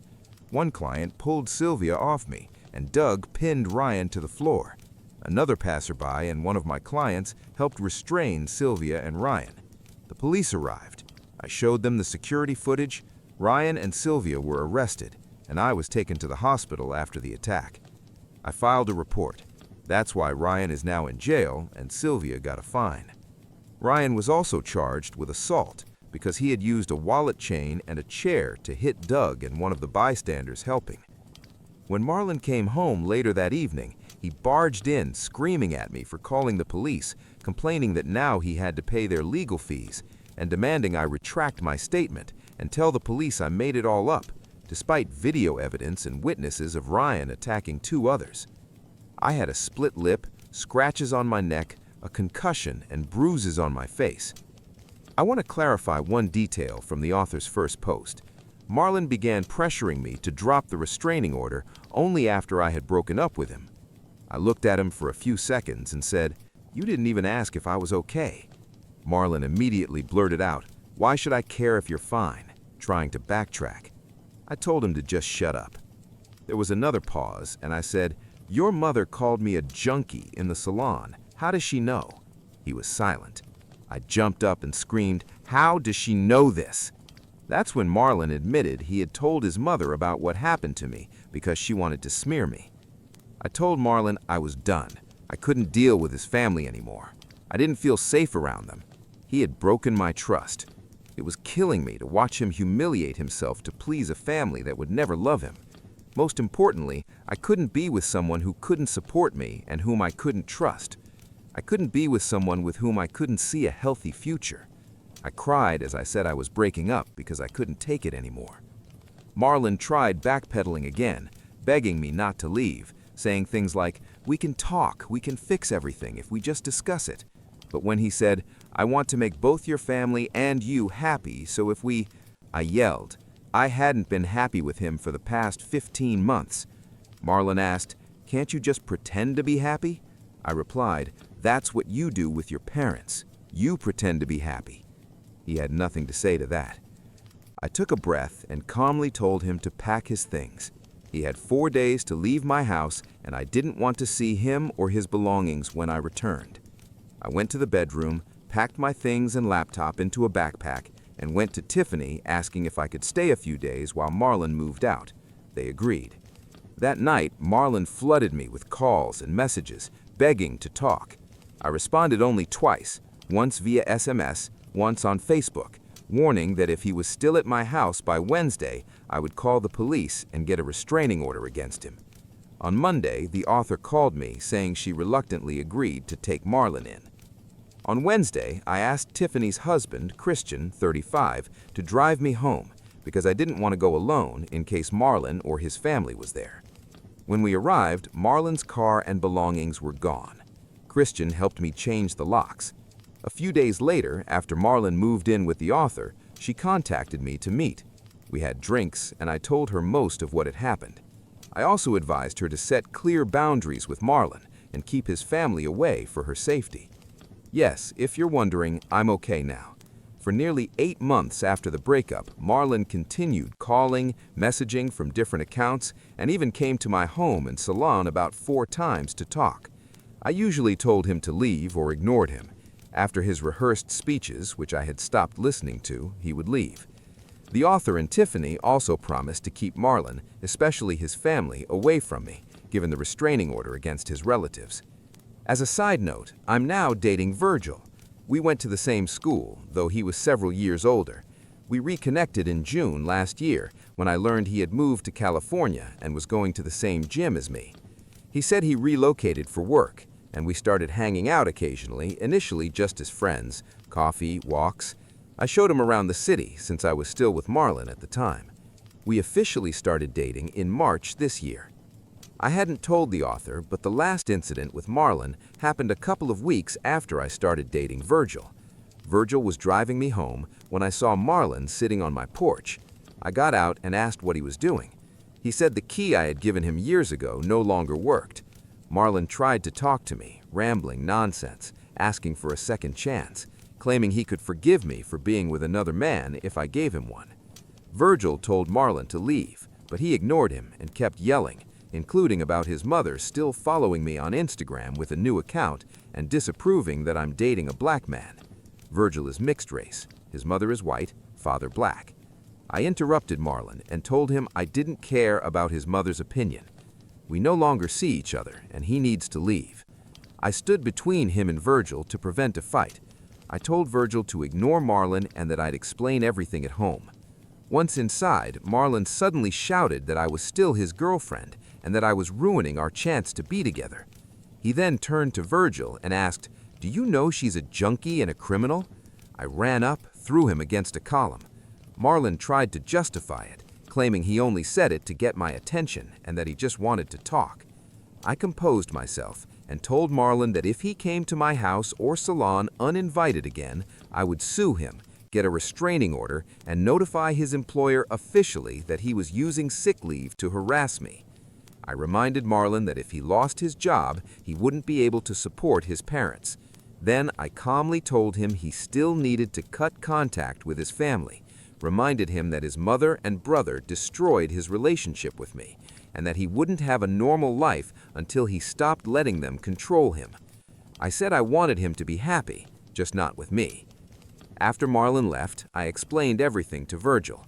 We talked, and he said he still wanted to be with me, which I appreciated. He also added that if needed, I could get a restraining order, though I personally hope to avoid court if possible.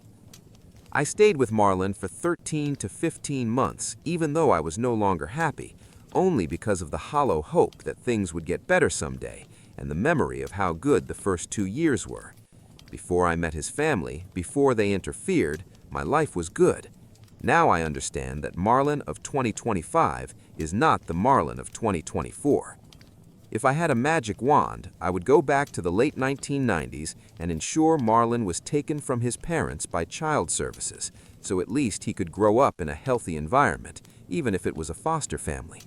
But I also know it's just as unrealistic as thinking his parents will ever truly love or appreciate him. Marlon believes he is noble and selfless because he cares for his ungrateful family. I can't break through that. I don't know how. Finally, why haven't I filed a restraining order against Marlon himself? A few days ago, he still had a job, and I knew that if I sued him or got an order, he could lose his job, and the stress could completely ruin him. Despite everything, I don't want to hurt him if I can avoid it. He never hit or threatened me. I just want him out of my life without destroying him further. Sorry if my account is a little chaotic. I wrote it all out overnight. I'm tired and my head is a mess. I've asked the author to attach my story to her update. Now we'll have a parallel story, somewhat unrelated, but also written by Paige, which I think everyone will find interesting. Update 3. About 6 years ago, I was 24. I lived in New Jersey, had just finished college, and worked as a shift manager at a fast food restaurant while also doing an internship to become a tattoo artist. One day, a cashier named Jane asked me for help at the register. A man with his son was at the counter, and behind them stood a woman with 2 small children. The man explained that he was the father of the 10-year-old boy, and the woman was his ex. He was not the father of her other 2 children. That day was his custody day, and he had taken his son for lunch before going to a museum. The woman, coincidentally at the restaurant, demanded that he buy lunch for her children as well and take all 3 to the museum. The man said he was responsible only for his son. She argued that he should pay for all her children because their fathers were absent. I stepped in to handle the situation. The man ordered 2 combos for himself and his son and paid in cash. The woman tried to add her children's order to his, but I told her that was not possible and asked her to place her own order. She attempted to grab his wallet, but he pushed her away, and she left, leaving the children behind. The man wanted to buy fries and chili for her 2 children and personally take them to their mother. I added those items to his order, covering the cost from the restaurant. Update 4. Almost 11 months had passed since I broke up with Marlon. We reconnected via Skype to discuss a $3,200 debt. The first 7 to 10 minutes were about how he would start paying once he found work. Then Marlon began reminiscing about our relationship and justifying that he had tried to support his family and save our relationship. I redirected the conversation back to the debt, and when he continued to justify himself, I told him I had no interest in rekindling our relationship and that it was over. We agreed he would start paying $108 per month starting in January when he got a job. Marlon reported that he had started working administratively on his ranch and in business and would follow through with the agreement. As for me, Virgil and I are no longer together, but we remain close friends. We have different plans for the future. Casual meetups. I'm going to Oakland for a month and looking for casual meetups while I am there. I've already arranged a few meetings during my stay in New Zealand, where I will visit my sister and her family. I tricked my cheating wife into believing that I was the one having an affair, then vanished like a nuclear ghost ninja and handed her the divorce papers on Christmas Day. Here's the full story. It spans from late 2019 and all names are changed. My wife had been the love of my life since high school. We started dating in 1992. Both of us were 17. Now we're 45, and all those years we never separated.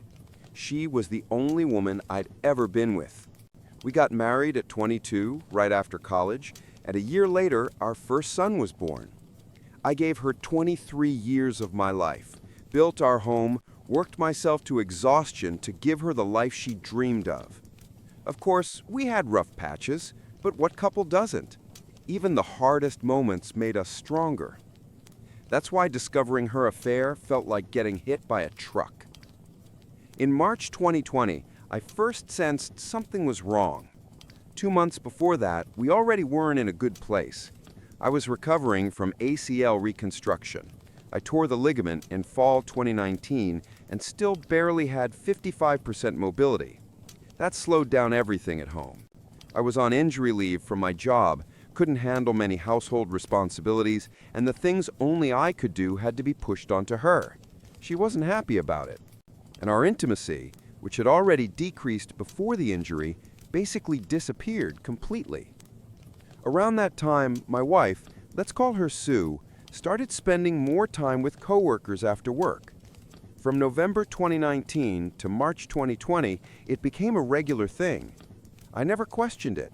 In 23 years of marriage, she never gave me a single reason to doubt her. She had her friends, I had mine, we had shared friends too. It was never a problem.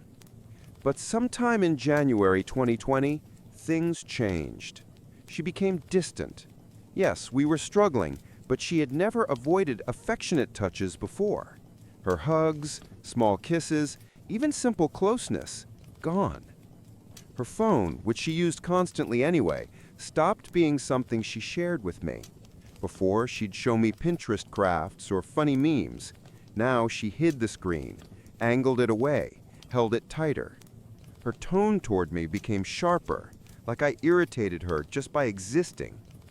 Then March 2020 hit. The pandemic began, New York shut down. Our jobs were classified as essential, so we kept working. I had just been cleared to return to work after 5 months of rehab, and I was desperate to get back. Months stuck at home, unable to exercise, was torture for someone who trains martial arts and goes to the gym 4 times a week. A week or 2 into lockdown, my wife said she'd need to stay late at work. I didn't think much of it. With her job, it seemed plausible. But she started staying late every single day. Not an hour or 2, 3 hours or more. She'd come home, head straight to the shower, spend a little time with me, a little time with our 17-year-old son, our older one, 22, lived with his girlfriend, and go to bed. As my knee improved, we resumed intimacy, but she was completely absent, emotionally gone, mentally somewhere else. I noticed immediately. By early April, everything aligned. All the signs pointed to an affair. I needed answers. I researched what to look for, read lists of typical cheating behaviors. She hit nearly every point. Then I dug deeper, looking for actual proof. I started with her social media. Her Facebook looked normal, pictures of us, the kids, friends, and several photos of her after-work hangouts. Some people I recognized, others I didn't. But one guy stood out. He appeared in many photos, always too close to my wife. Hand on her shoulder, hand on her waist. Too familiar for someone I'd never met. He was friends with her on Facebook and followed her on Instagram. So I checked his profile. He had blocked me. A man I didn't know had blocked me, yet was connected to my wife. That was the moment I knew something was seriously wrong. No more denial. She was cheating, and this guy was the one.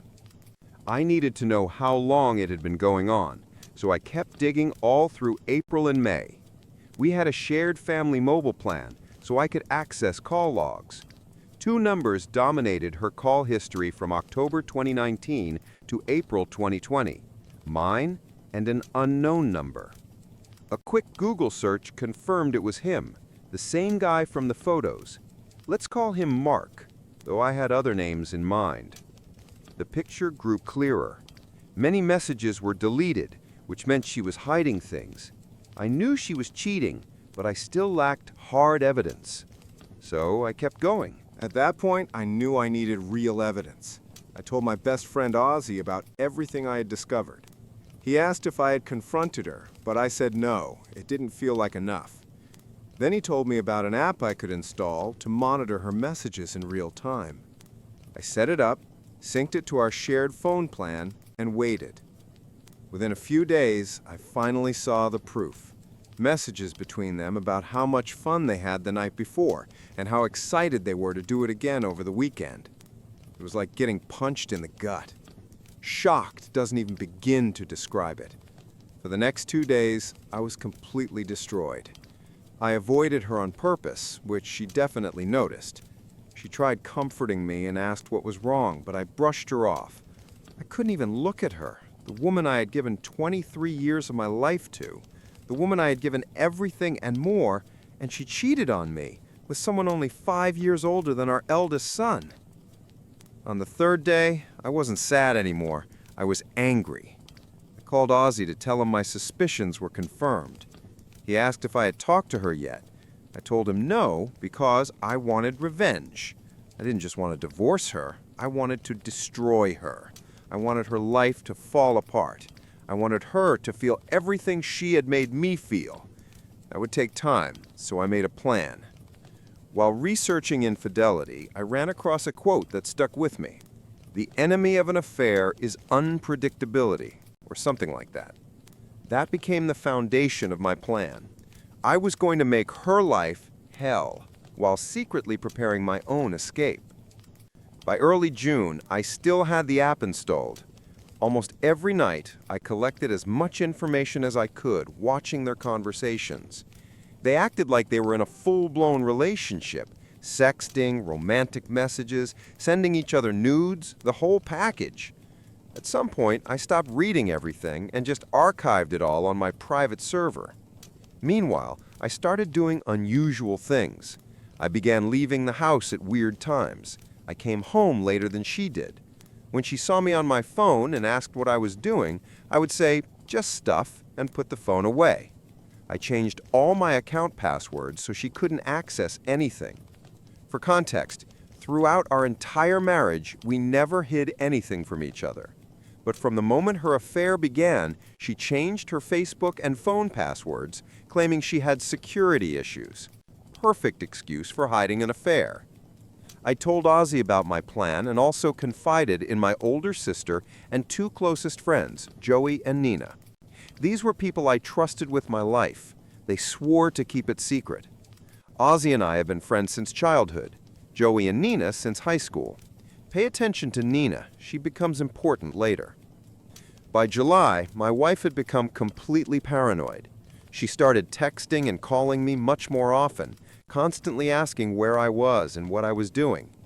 I saw that the seed of doubt I planted months earlier had finally started to grow. It was especially obvious in her conversations with her lover. She told him she felt confused and worried, said I was becoming cold and distant. The audacity. She suggested they stop meeting at our house because she never knew when I might come home now, which confirmed it. She had been bringing him into our home. Thanks, Sue. In one conversation, the guy asked if she was worried that I might be cheating on her.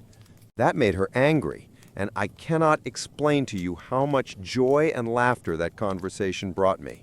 My cheating wife arguing with her affair partner about whether she should be upset that her husband might be cheating on her. The irony was delicious. For the record, I never cheated on her. When I left the house, I was usually at Ozzy's or Joey's. We hung out, had drinks, watched fights. Sometimes I was at my sister's with her husband. She's 52, he's 58, like an older brother to me. She told him about my wife's affair, but didn't mention my plan. He tends to gossip, and I couldn't risk it. Jump to October, when things got serious. I had been running my fake affair routine for 3 months. Sue clearly saw I was pulling away. From the day I started my plan until the day she confronted me, October 20th, 2020, I hadn't touched her once. No hugs, no kisses, no sex. Nothing. Not that she needed it. She was still sleeping with the guy at his place or in motels. That day, she called me at work and asked me to come home right after my shift, saying we needed to talk. I won't lie, part of me thought she might confess. Of course she didn't. Instead, I came home and she asked me if I was unhappy with her. The nerve. She pointed out that I spent too much time away, didn't show affection anymore, and that our sex life had disappeared. She said she worried I was pushing her away because of how she treated me during my knee recovery. Then she asked the funniest question of my life. She asked if I was cheating on her. I collapsed on the floor laughing, a Joker-style laugh. From her perspective, it looked like I was laughing at the idea of being unfaithful. In reality, I was laughing at the absurdity of the situation. I laughed until tears came, rolled around for about 5 minutes before I finally calmed down. Then I sat up, looked her in the eyes for the first time in months, shook my head without answering, kissed the top of her head, and walked away. Later that night, I opened the app to see what she was telling her affair partner. No surprise, they were texting. She wrote, "I know he's cheating on me. I asked him today and he just laughed in my face. He fell on the floor and rolled around for like 5 minutes. He doesn't care about my feelings anymore. I know I lost him. This is karma." The grin on my face must have looked like the Cheshire Cat. She was breaking down. The guy tried comforting her, saying that if he truly loved her, she wouldn't have needed him, and that I hadn't been giving her what she needed. But her tone said everything. She was full of doubt. The sheer audacity. She cheated on me because I couldn't fulfill my duties as a husband due to a real injury, and yet she continued the affair without a second thought. Almost the whole idea that she might lose me because of another woman shook her to the core. What a coward. During this time, I was also working hard on the second phase of my plan. I was putting my finances in order. Back in September, I met with a family law attorney and started the divorce process, armed with a mountain of evidence I'd collected. In New York, divorces can be filed as fault-based or no fault, and with the amount of proof I had, a fault-based divorce was practically guaranteed to corner her legally. My lawyer advised me to organize all financial documents in preparation for splitting our assets. I went further. I secretly withdrew all the money from our joint account and transferred it into my personal one. I also began looking for an apartment as part of Phase 2. By November, I didn't just maintain my cold behavior, I amplified it. This is where my friend Nina comes into the story. For context, Nina and Sue had never been close. I met Nina in my first year of high school, 2 years before I even knew Sue. From the moment Sue and I started dating, she viewed Nina as a threat because Nina was my closest female friend. Sue never said it directly, but anyone around us could see she didn't trust Nina, and Nina, for her part, was never a big fan of Sue. Early in my relationship with Sue, Nina pointed out how Sue kept inserting herself into our friend group while I never did that with her friends. Nina knew exactly why Sue acted that way: jealousy. While Sue's entire friend circle consisted only of women, besides her affair partner, of course, Nina remained the only woman in my circle of friends. Nina had been stuck abroad for a while due to the pandemic, but she finally returned to New York on November 3rd. Ozzy, Joey, his wife, who was also Nina's sister, Nina and I decided to celebrate her return with drinks and dinner at Joey's place. Being the clever fox she is, Nina came up with a devilish idea: recreate a few photos in the same style as the ones I'd seen of Sue and her affair partner months ago and post them on my Facebook page. So we did exactly that. On November 5th, Sue found out. I guess some mutual friends saw the pictures and noticed how close Nina and I looked. It completely rattled Sue. She still firmly believed I was cheating on her, and she probably wanted to accuse Nina, but she couldn't, since Nina had spent almost the entire year in Europe.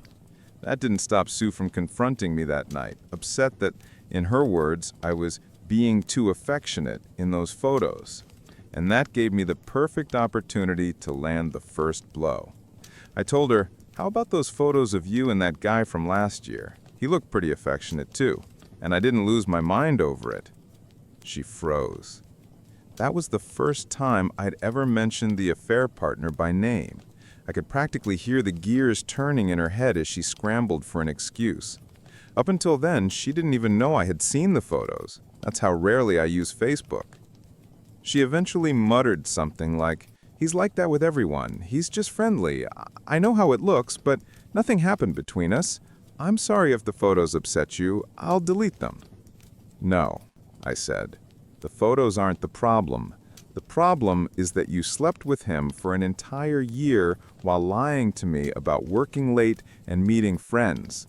That's what upset me." From that night on, she became unbelievably clingy, overly affectionate, constantly trying to hold me, kiss me, touch me. It was annoying. I ignored her every chance I got.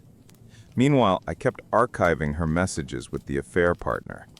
By that point, I was completely numb. Any desire to save our marriage had died the day I launched phase 1 of my plan. She texted him that things had gotten worse, that she didn't know what to do, and that she felt like I hated her. And I did. Deeply. And then came the turning point. She told him she couldn't see him anymore. The guilt was crushing her. She felt like karma was suffocating her, and she couldn't risk losing me. She claimed she deeply loved him, but was still in love with me and needed to save her marriage. "No, sweetheart, you were about 8 months too late." The guy freaked out, begging her not to leave him.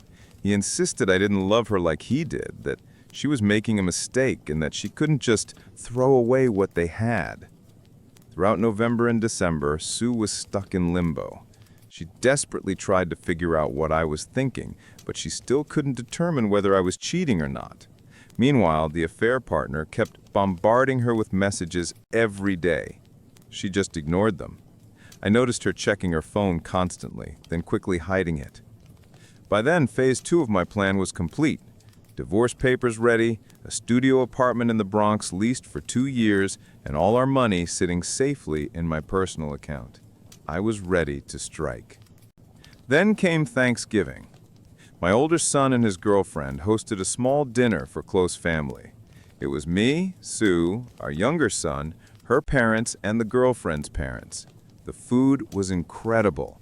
The girl is studying culinary arts and cooked everything herself. To maintain the appearance that Sue and I were fine, I showed her a bit of affection that evening. A kiss on the cheek, a gentle hug, my arm around her shoulders. She was thrilled. It was the first time I had touched her in almost 2 months since that night in October when she confronted me. I won't lie, it made my skin crawl, but I had to keep up appearances. Pulling away in front of our sons and their guests would have raised questions. Our younger son stayed the night with his brother, and Sue and I went home. On the way, she thanked me for being so kind and said, "I don't know what's going on with you lately, honey, but I'm here."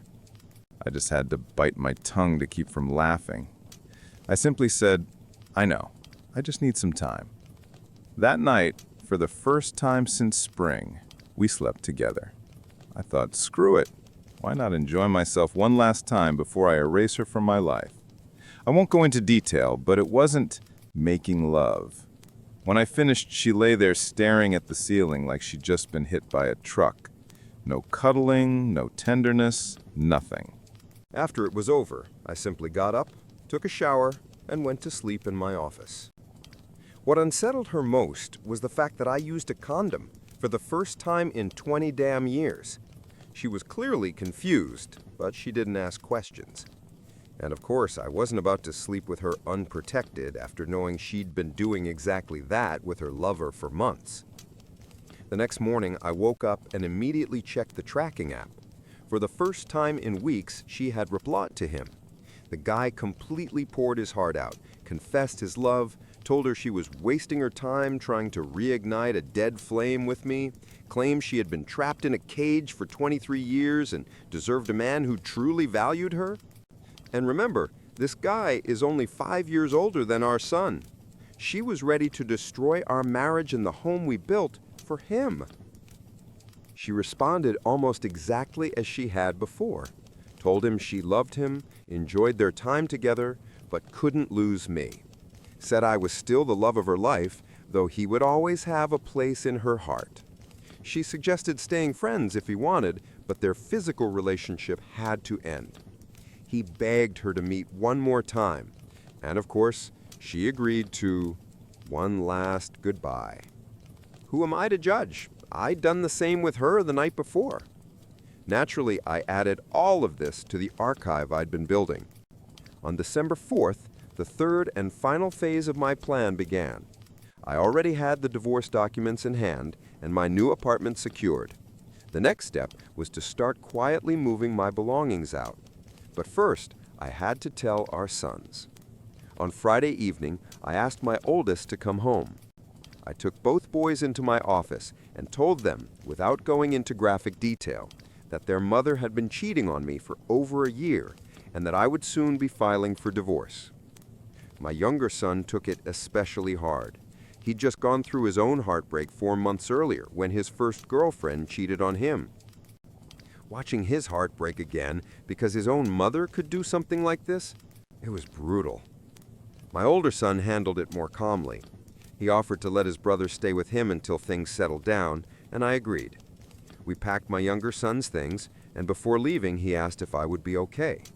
I told him, "Yes, son, I'll be fine, and you will be too. We'll get through this, I promise." They left, and the hardest part was behind me. Now it was time to arm the nuclear payload. When my older son was at work, I used the spare key he had given me to start taking a few things, items Sue wouldn't notice missing right away.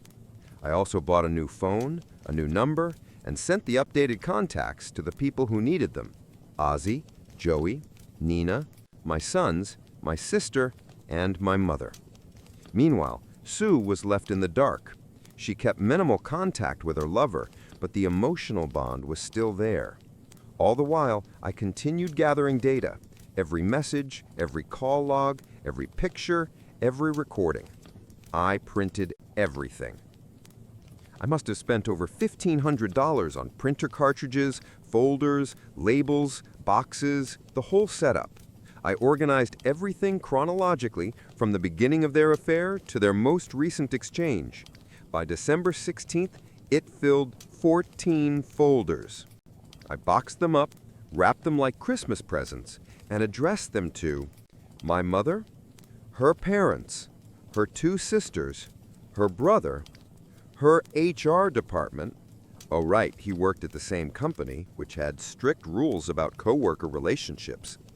Several of her friends, the lover's parents, and the lover himself. I shipped the entire collection on December 16th. Estimated arrival, December 22 to 24. Perfect timing. Then came Christmas Eve. Sue got home at the usual time. No idea whether she had seen her lover. I'd stopped checking the app after the 18th. She showered, spent a little time with me on the couch, then went to bed. The final stage was approaching. The bomb I'd been assembling since June was ready to explode. In the middle of the night, I woke up, took one of the remaining folders, wrapped it like a gift, and slid the divorce papers into the inside cover. and left it on my side of the bed with a note that said, "Merry Christmas." Next to it, I left my old phone and my lawyer's business card. I packed the last essentials into 2 backpacks and walked out of the house I'd lived in for 23 years. That was 1 week ago. To Sue, I've completely vanished. She's blocked on Facebook, but oddly, she hasn't blocked me, so I can still watch everything unfold. It's glorious. All the packages arrived. Sue is getting absolutely torn apart. Her younger sister went off on her. Her parents are furious. My mom annihilated her. I knew my mother could be harsh, but what she said to Sue was downright savage. Sue is desperately trying to find out where I am, but the people who know aren't saying a word. Her Facebook is full of posts begging me to contact her. She must know I can see it, but I won't respond to anything without my lawyer present. She has no way to twist this to make me the villain. And according to our mutual friend, who works at the same company, both she and her affair partner are being put on unpaid leave starting tomorrow. So she will probably begin 2021 unemployed. As for the remaining 2 folders, one went to my attorney as final evidence, and I kept the last one to burn at Joey's place once the divorce is finalized. Do I feel guilty? Not even a little. For 23 years I was loyal to this woman. I gave her the home she dreamed of, the family she wanted, the life I thought we both deserved. I loved her unconditionally. I never betrayed her, never even considered breaking my vows. Whenever something felt off in our marriage, I talked with her. We solved problems as best we could. She chose the comfort of another man's bed instead of coming to me and saying she was unhappy with our intimacy. The moment she crawled into bed with that younger guy, she ended our marriage. So no, I feel 0 remorse. Let her burn in hell for all I care. The worst I can lose is the house, the car, and maybe a couple $100s a month. But since this is a fault-based divorce in New York and my evidence is overwhelming, I likely won't be paying alimony at all. Update 1. Christmas. Christmas was the first full day I spent in my new apartment. I'm still getting the place set up. There are a few things I want to buy, but overall, it already feels like home. I'll be living here for at least the next 2 years. My sons and my older son's girlfriend came over and spent most of the day with me. She brought homemade sweets and cooked a great dinner. I finally had the chance to talk with my boys calmly, something I hadn't done in a long time, and it felt good. My older sister stopped by too, bringing more food and spent a few hours with us. It was the first time in almost a year she saw her nephews. Having them all around kept me stable emotionally. If I'd been alone, I probably would have just gotten drunk until I blacked out. Everyone left around 8 p.m., and afterward I decided to visit Joey and his wife Claudia. I stayed with them for a couple of hours, had a drink, then went home. The next important moment came on December 29th, 2020. Around midday, I got a message from Nina asking if I was free that evening. Of course I was. We agreed to meet after work. She drove over, and we went to a small diner near my office in New York. Restaurants were still running at 25% capacity because of the pandemic, but it wasn't hard to find a table since most people preferred staying home. Once we ordered, Nina laid everything out. I already suspected what she was going to say. She admitted she'd like me since we were teenagers, but never had the chance to say anything because Sue got to me before she ever could. For context, I've known Nina 2 years longer than I've known Sue. Back in school, it was the 4 of us, me, Ozzy, Joey, and Nina. We were the misfits who didn't fit anywhere. Nina struggled with her weight then, was diabetic, and looked like a goth girl straight out of a comic book. Cool, but invisible to guys. Yet we always had chemistry. Now, Nina is a personal trainer and yoga instructor. She went from awkward outsider to, honestly, a stunning woman. So we agreed that once my divorce is finalized, we'll start officially dating. And yes, we slept together that night. She came back to my new place, and we had an amazing time. Do I feel guilty? Not even close. Nina has been a better friend to me than Sue was for almost 25 years. She supported me through everything, and I learned that she even stepped aside back then so I could build a life with Sue. That level of selflessness hit me hard. Maybe it sounds like I'm justifying myself, but to me it felt right, and I want to see where things go with Nina. Now about yesterday, the day I met with my wife and her attorney to discuss the divorce. 2 weeks had passed since I vanished from Sue's life. On Monday, I got a call from her lawyer's office saying they'd scheduled a meeting for January 6th, 2021. The day before the meeting, I met with my attorney to go over my terms. In short, I want a divorce on the grounds of adultery, a full split of marital assets, I sell her my share of the house, she can keep it, we each keep our cars, I keep my cabin in Pennsylvania. Because of her cheating, she gets no spousal support. Our younger son chooses where he lives, and it'll probably be with me. Then came Wednesday. I walked into my lawyer's office dressed like Johnny Cash. Inside were Sue and her attorney. She looked terrible, completely worn down. I kept a stone-cold face. I won't bore you with the legal back and forth. Her lawyer offered reconciliation terms. I rejected them almost instantly. Eventually, we settled on a separation agreement that will lead to a no-fault divorce. The only change, I'll pay her $653 a month temporarily to cover utilities until she finds a job. Yes, she was fired for her affair, just like the guy she cheated with. My income is high enough that the payment won't hurt me, even if she drags her job search out, and she has enough savings to survive for a while. After a year, she's on her own. Honestly, that's a small price to finally remove her from my life. The divorce should take around 3 months, so by early April, I'll be free. After the meeting, I stepped outside. Sue followed me and asked to talk. I allowed it. She held herself together in the office, but once we were outside, she completely broke down, full meltdown. She apologized over and over, saying she never wanted things to end this way. She said she didn't expect to fall for that guy, but when she thought I'd been cheating on her, she panicked and betrayed me. She asked if I could ever forgive her, and maybe years from now we could try again, because she can't imagine living without me. I told her she'd better start imagining it, because this was the last time she would ever see me or hear my voice. I reminded her that our younger son is old enough to choose his own path. I told her she had half my life and every ounce of love I had, and she threw it away for a fling. I said there was zero chance of forgiveness. Every bit of love I had for her died during the months she whispered, "I love you," to another man instead of telling me our marriage needed help. I told her I loved the woman she used to be, but I hated the person standing in front of me now.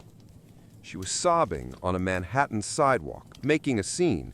People stared, but I didn't care. I wasn't going to humiliate her. I'd already destroyed her social and professional life. I just needed to say what I came to say. Then I put in my earbuds, turned around, and walked away. Later that night, her father called me to apologize. He said he was ashamed of her behavior and thanked me for being a good husband. I'll miss the man. He was like a father to me after my own dad died, but there's no point staying connected to her family now. After the call, I updated my Facebook status to divorced. Yes, it's not legally final yet, but emotionally it's over. People started messaging me right away, and I told them the truth. I filed for divorce because of infidelity. Nina called me immediately, surprised how fast things were moving. She didn't realize how far along everything already was. I asked her to come over, and she did. We slept together again, but this time she stayed the night. We talked until morning, and I haven't felt that kind of connection in years. Nina understands me. I can't get enough of her presence. Some might say I'm moving on too fast. Maybe. But my marriage ended the moment she let another man touch her. I've been emotionally done for a long time. So that's where I am. My divorce is underway. I'm starting something new with Nina.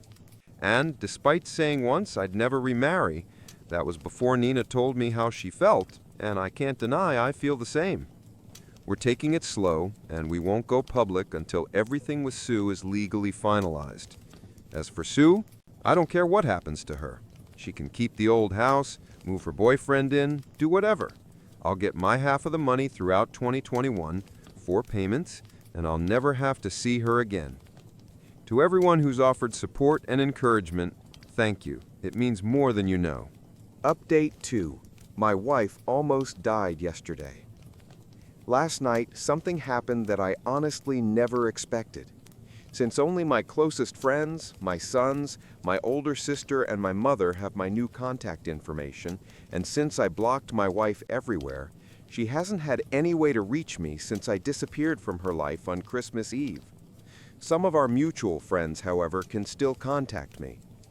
I was in my apartment when I got a message from one of the few mutual friends who didn't turn his back on her after I exposed the affair.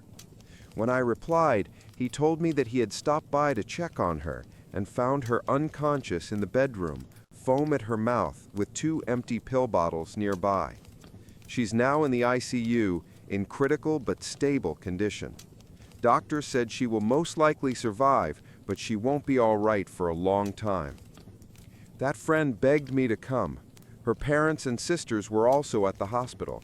I'm guessing they were called because the hospital couldn't reach me due to my old number still being listed as her emergency contact. I simply said no. She is no longer my responsibility. She chose the easy way out instead of facing the consequences of the pain and humiliation she brought on herself by destroying our 23-year marriage. My friend insisted I tell my sons. I did, but made it clear that if they wanted to visit their mother, I wouldn't judge. She is still their mom. But I'm done. They were surprised by how firm I was, but they accepted it. Now that the news has spread, many of the same people who condemned her weeks ago are suddenly full of sympathy, telling me I should be by her side, that despite everything she did, I should support her through this. I was also told her affair partner tried to visit her this morning, but he wasn't allowed in because he isn't family. So now the pressure is on me, but I feel nothing for this woman anymore. Whatever love I had for her died months ago, during the time she was telling another man she loved him. Her actions killed every last emotion I had left. She betrayed me. She chose nearly a year-long affair with someone only 5 years older than our son over our entire life together. And now, instead of dealing with the fallout of her choices, she takes the most selfish route possible. Even now, when she will likely survive, she instantly becomes the victim again. People who condemned her are already forgiving her. Meanwhile, I'm going to be painted as the cold, heartless ex-husband who refused to show up. Her father called me. He apologized, said he respected my decision, and admitted he raised her better. He's the only one who hasn't tried to guilt-trip me. I keep asking myself whether she did this because she truly broke mentally or because she made a calculated, desperate move to win people back.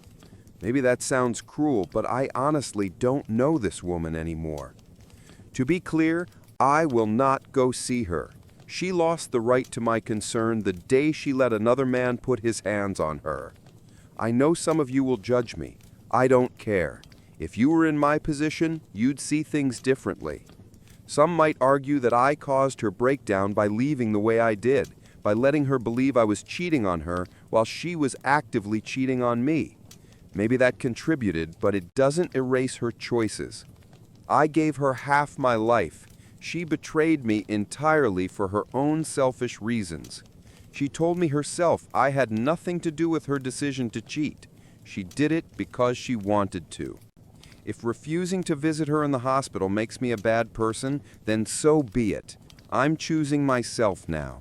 My responsibility for her ended the day we signed the separation agreement.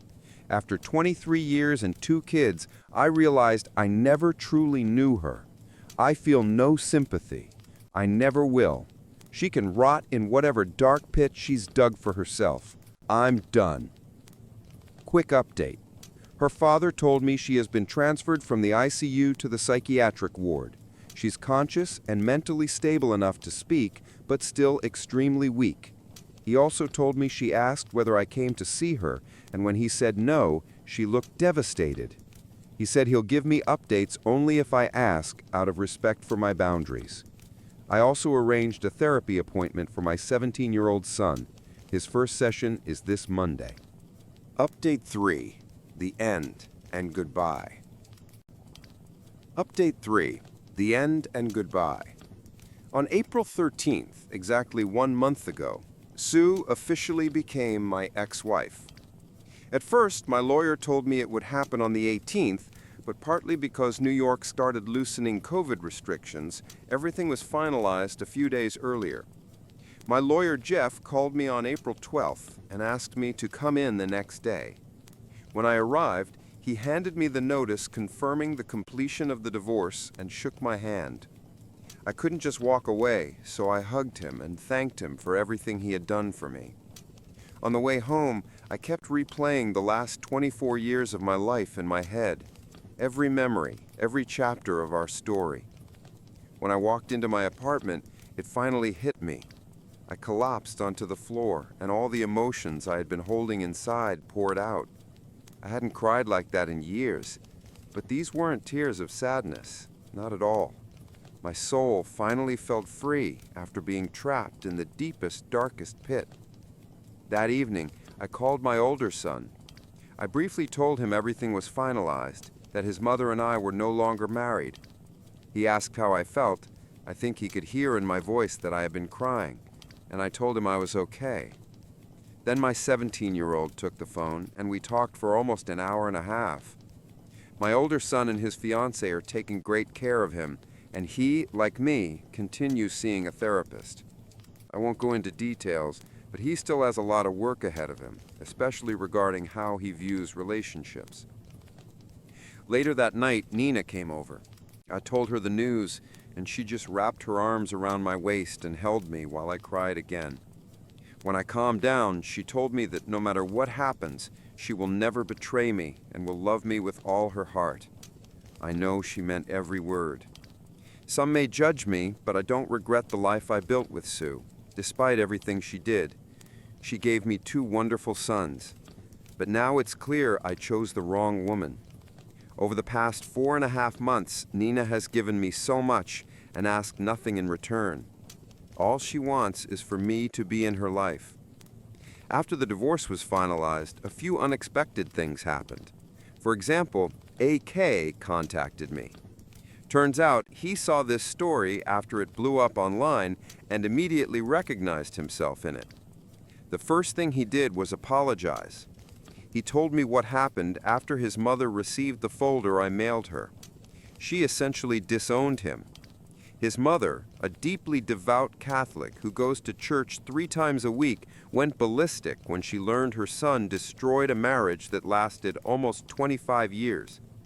She kicked him out that same day, and within a week, when his employer received the folder as well, he was fired. Since then, he's been sleeping on friends' couches and trying to find work. I admit I could have completely destroyed this guy, but I didn't. I asked when he last spoke to Sue. He said months ago. The last time they talked, Sue told him to forget about her and move on. At least on that, she didn't lie. He kept answering my questions, surprisingly honestly. Maybe he was looking for some kind of redemption. Much of what he said matched what I already suspected. The conversation lasted around 20 minutes. He apologized again. I told him this. I'm copying it directly from our messages. You're a 27-year-old man who now has to live knowing your own mother hates you for destroying a marriage almost as old as you are. I know you messaged me because your conscience is eating you alive, but I'm not here to comfort you. When I was 27, I was building a future. You are homeless, jobless, a homewrecker. If you're smart, you'll learn from this. If not, you'll stay a failure until you reach my age, if you even make it that far. I'd wish you luck, but you don't need luck. You need to rebuild your life. Then I ended the conversation and blocked him. It wasn't what he expected, and I could have been crueler, but I think those words will stay with him for a long time. Another important event, as of May 4th, 2021, Nina now carries my last name. For the past 2 months, we talked a lot about where we want our relationship to go. Nina made it clear she won't be with anyone but me and wants to take my name. She wants to be my wife, and she wants me to adopt her daughter, let's call her Anna, as my own. I adore this little girl. She just turned 6 months last month, and she absolutely loves me. I'm the first father figure in her life. Her biological father abandoned them when she was 4. Nina never introduced Anna to any man she dated after her divorce, unless he had long-term potential. Clearly, I do, and I have experience raising kids. By the way, Anna and my younger son get along incredibly well. Their sibling-like bond is sweet and heartwarming. My therapist said this is definitely a good sign. So last Monday, we went to City Hall and made it official. It took 24 hours to get the marriage certificate. Telling everyone was funny. My buddy Ozzy said, "Who would have guessed?" My older sister said, "I'm taking bets on when the baby announcement is coming." We thought we were keeping the relationship a secret, but apparently everyone already figured it out. Yes, some will say we married too quickly. And yes, I said in comments that I'd never get married again. But that was before Nina confessed her feelings to me. She told me through tears of happiness that she never thought she'd have a chance to be with me. She described in detail how she had felt about me for the past 25 years and how, even while married, she regretted that Sue had won. I had no idea how deeply this ran for her. She even admitted she had moments where the thought of an affair crossed her mind, but she refused to become a homewrecker. And through all those years, she gave me so much and asked so little in return. Even the woman I married and had 2 kids with never showed me the kind of love Nina has given me. I'd be a fool not to give her my last name. Now she has it, and we're in the early stages of the adoption process for Anna. As for Sue, I haven't spoken to her since the last time I was in our house almost 4 months ago, but mutual friends occasionally update me. One of them, a realtor, told me he sold the house and he gave her a job as an administrative assistant at his firm. Because of that, he canceled the alimony I was obligated to pay her while she was unemployed. She now lives in a small apartment near the office. He helped her find that too. She's only a shadow of the woman she used to be. She's barely gained any weight back, keeps to herself, goes to work, does her tasks, and talks to no one except that friend. Probably because, as you know, her workplace friendships are what led to everything in the first place. I last heard about her in late March. I thanked the friend for looking after her, but told him I no longer need updates. She's no longer my responsibility. I'm sure she already knows about Nina and I, since some mutual friends have commented on it. And since my youngest will be an adult in a year, I have no reason to ever speak to her again. And I won't. That's it. My story is over. I sincerely thank everyone who wished me well. My son stole his late mother's ring to propose to his girlfriend, and now he's refusing to speak to me because I made him give it back. I'm 46. My son Jake is 23. He was a good kid growing up, which is why what he did hit me like a punch to the gut. I also have a daughter, Amber, who's 16. When my wife died during the pandemic, she already had a will in place. She had been immunocompromised for nearly a decade, so she'd prepared everything early. In her will, she split her estate between the kids. Jake got his share immediately because he was already an adult. He used that money as a down payment on his condo. He also received his mother's car. But every single piece of her jewelry was left to Amber. Among those pieces was a vintage gold ring with a diamond in the center and pale blue sapphires on each side. It had been in my wife's family for generations. Her grandfather, a jeweler, made it by hand for her grandmother. When her grandmother passed, it went to her mother and eventually to my wife. After her death, it was meant to go to Amber, exactly as the will stated. Losing my wife broke me, but I held it together for the kids. They were my anchor.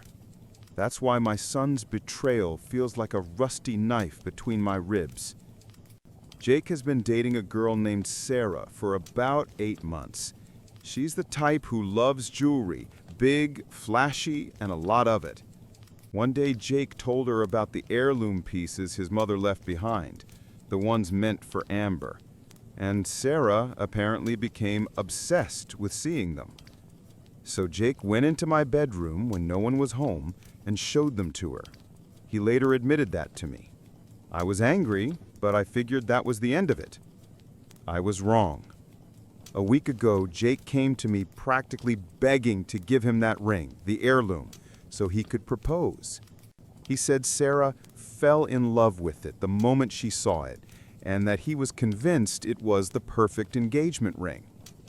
He seemed certain I would be thrilled that he was planning to propose, but I told him this wasn't up to me. The ring belonged to Amber, and I wasn't going to allow him to pressure her into giving it up. I told him he could ask her once, politely, and if she said no, the conversation was over forever. Jake agreed. He asked Amber in front of me. She immediately refused. She wanted to keep the ring in the family. She adored it and always had. To her, it was priceless. The idea of giving it away devastated her. I told Jake that was that, and he needed to drop it. He left upset, but I assumed he'd accept the answer and start looking for a similar ring. But then a few days later, he showed up again while I was at work to talk to Amber again. It escalated into a huge fight. Amber called me sobbing. I phoned Jake and told him to leave my house immediately and stay away from his sister. He yelled that he had as much right to the ring as she does because my wife was also his mother. I reminded him he already received a substantial inheritance. Money, the car, and the jewelry was specifically left to Amber. End of story. He hung up. Amber later texted that he stormed out furious. But then, before I could even get home from work that day, Amber called again, yelling that Jake had come back, gone into my room, taken something, and left without saying a word. When she tried to stop him, he shoved her aside. I rushed home and checked the jewelry box. The ring was gone. I called Jake repeatedly, no answer. I finally texted him and said I would contact the police if he didn't bring the ring back immediately. And even if he'd already proposed, it didn't matter. The ring wasn't his to give. That finally got his attention. He called me crying, saying I couldn't do that because he was my son. I said, "Watch me." He stole the ring, he assaulted his sister, he crossed a line I could not and would not ignore. He called back shortly after and confessed he had already taken Sarah to a restaurant and proposed. The ring had been in his possession for less than an hour, and she was already wearing it.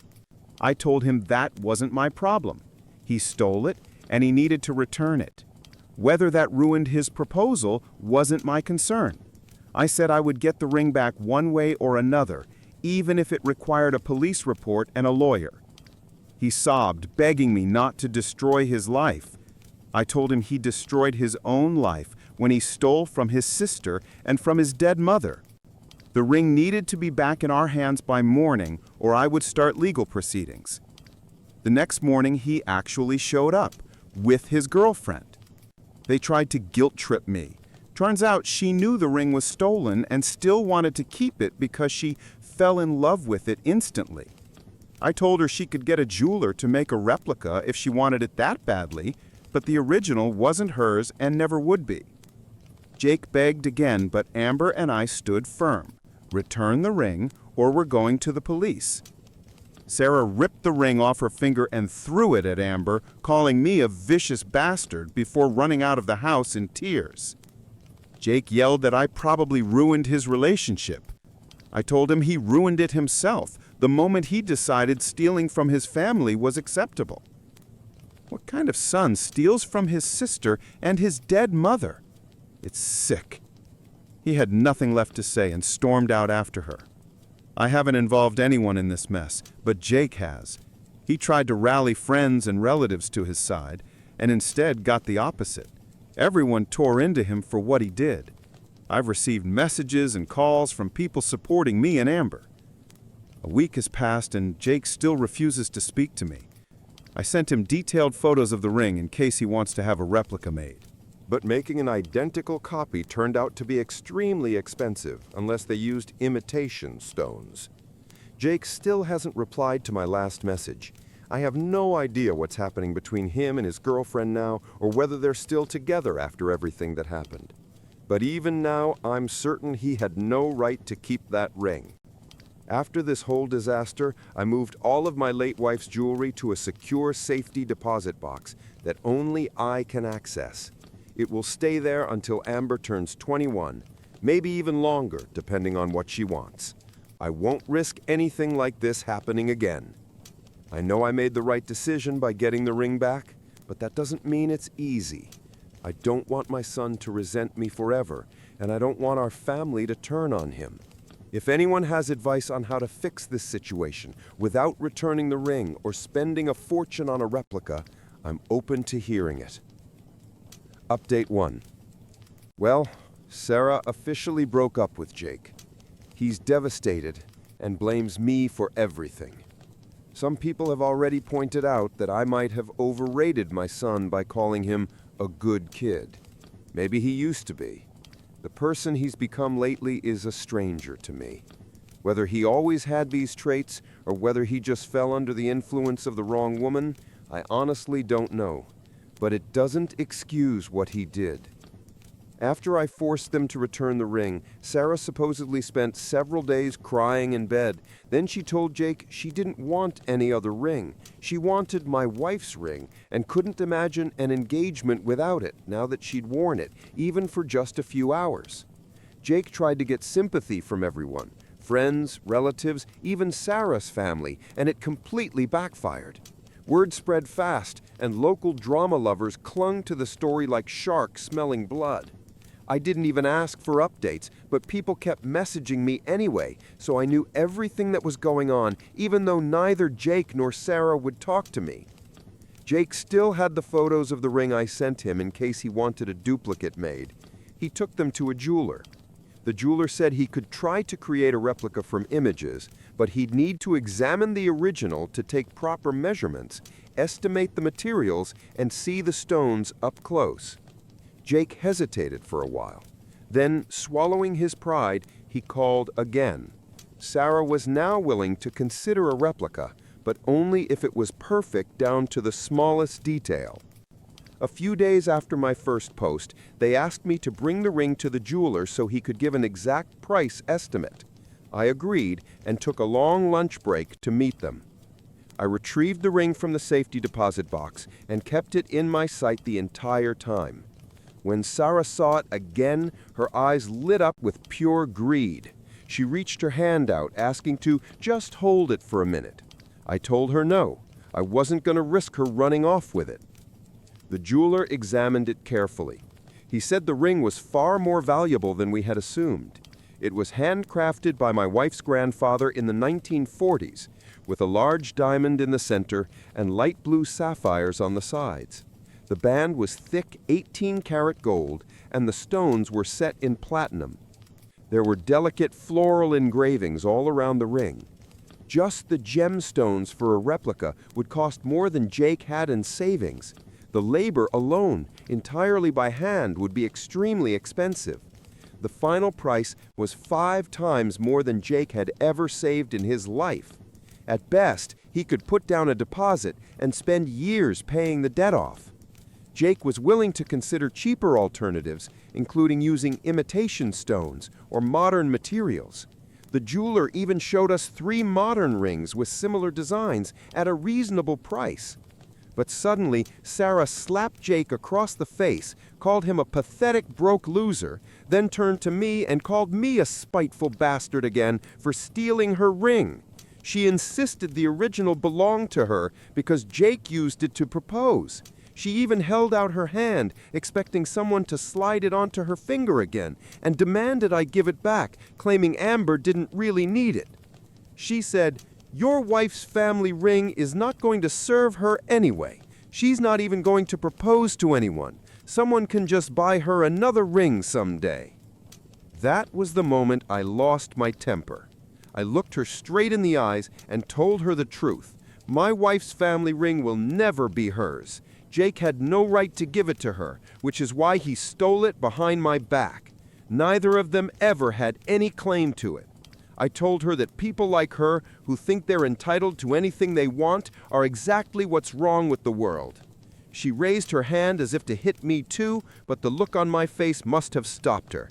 She spun around, screamed something intelligible loud enough to make my ears ring, and stormed out, knocking over a display case on purpose on her way out. Jake stared at me with pure rage, but didn't say a word until I asked why he was even dating someone like her. All he said was that he loved her, then went after her. A few days later, Sarah ended things for good, telling Jake he didn't appreciate her since he couldn't get her the ring she deserved.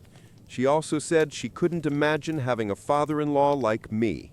She felt utterly humiliated because of me and cried, convinced that everyone now saw her as a gold digger. Honestly, I don't think people were that far off. She slapped my son just because he suggested a cheaper replica of a ring he couldn't afford, and then threw a full-blown tantrum when I wouldn't hand over the original ring the moment she demanded it. That is gold digger behavior. Maybe it's just my opinion, but I doubt Sarah would have stayed with my son if someone wealthier appeared on the horizon. It really seemed like all she wanted was that ring, nothing more. Right after the breakup, Jake tried to get into my house again while I was gone. I have no idea why, but thinking back, maybe he was after the emergency cash in the safe, or thought our family jewelry was still there. I hadn't told him yet that I moved everything to a bank vault. I hated even considering that my own son might break into my home, but he had stolen from us once before, so it wasn't impossible.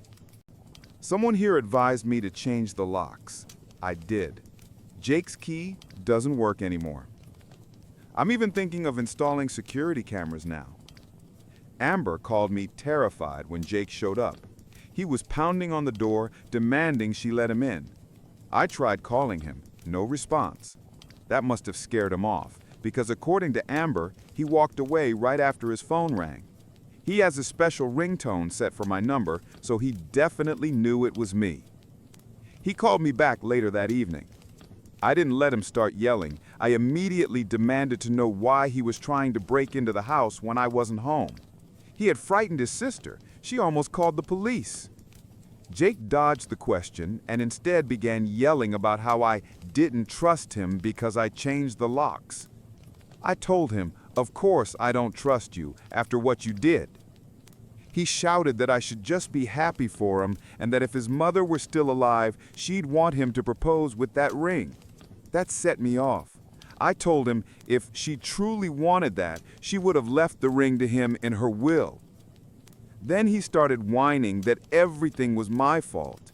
He repeated all the garbage Sarah had told him, how she called me stingy, how I supposedly didn't think she was good enough for him. I told him he was putting words in my mouth. I barely even knew Sarah and never interfered with their relationship, at least not until he stole the ring. When he tried to argue, I asked him, name one time I ever said something bad about Sarah before the ring incident. He went silent. He couldn't recall anything, because I had hardly seen her at all during their entire relationship. I didn't even know they were dating until they'd been together for 3 months. But that wasn't the point anymore. I asked again why he tried getting into the house. He refused to answer, so I listed the possibilities myself. If he came for the ring or any other heirlooms, too late. Everything is secured elsewhere. If he wanted access to the emergency cash, he'd never get into the safe. And if he came to hurt his sister, I'd deal with him myself. Judging by his silence, I hit at least one nerve. Eventually, he said he was quitting his job, selling his apartment, and moving far away so he'd never have to speak to me again. His final words were, "Enjoy your perfect little daughter." I don't understand how my son changed so drastically in just 1 year. I never called Sarah a manipulative gold digger, only said she had wrapped him around her finger and loved shiny things. Not much difference, I know, but now it's painfully obvious she is manipulative. especially after the dramatic performance she put on trying to keep a ring that never belonged to her. She cried for days over a ring she knew was stolen. Then she exploded when she couldn't keep it or even get a replica. Because of her, my son cut me and his sister out of his life. It hurts, and I'm furious that he chose this path just to please a woman he'd only been dating for 8 months. That's not long enough to talk about marriage. I dated my wife for over 2 years before proposing, and honestly, I can't imagine how disastrous it would have been if Sarah had actually married my son. I know Jake will blame me for a long time. I don't know if we'll ever speak again. I hope we do someday, but right now, we both need distance. Amber is struggling too. She's grateful I got her ring back, but just as shocked as I am at what Jake has become. She calls him a jerk for shoving her aside while stealing the ring. Thankfully, she has plenty of support from me and the rest of the family. Jake has no support left. Relatives have been calling or messaging him to express their outrage. Even his former best friend stopped by to apologize to me. He and Jake had a huge fight over this whole mess, and when that friend refused to take his side, Jake cut him off too. Sarah, Jake's ex, also ran into trouble at home. Her parents contacted me to hear my version and later apologized for her behavior. They only knew part of the story and were horrified to learn the rest. They had always thought she was kind, but said she had changed a lot in recent years and they were disappointed in her. They previously helped her pay half the rent, but said they won't renew her lease once it expires. She can either pay it on her own or find a new place. Now she blames and curses me too. I don't know what's wrong with people these days. When I was Jake's age, people like this were rare. Now they're everywhere, spreading toxicity like a flood. All I can hope is that one day my son wakes up and finds his way back to being the good man he used to be. Whether he ever speaks to me or not, I'll still wish him happiness. Update 2. And please, stop asking me for photos of the ring. A lot of people have messaged me wanting to see it or order a similar one. I told my daughter about these posts, and she's proud of me, but she does not want the ring online. It's hers. I don't need a reason. Her choice is final, and I will respect it. I'm not thrilled about the idea of posting photos either. If strangers start copying the ring, it'll lose what makes it special.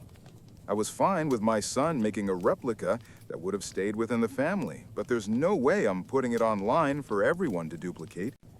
I deleted the pictures I had sent Jake a long time ago. The ring is stored in a bank vault now.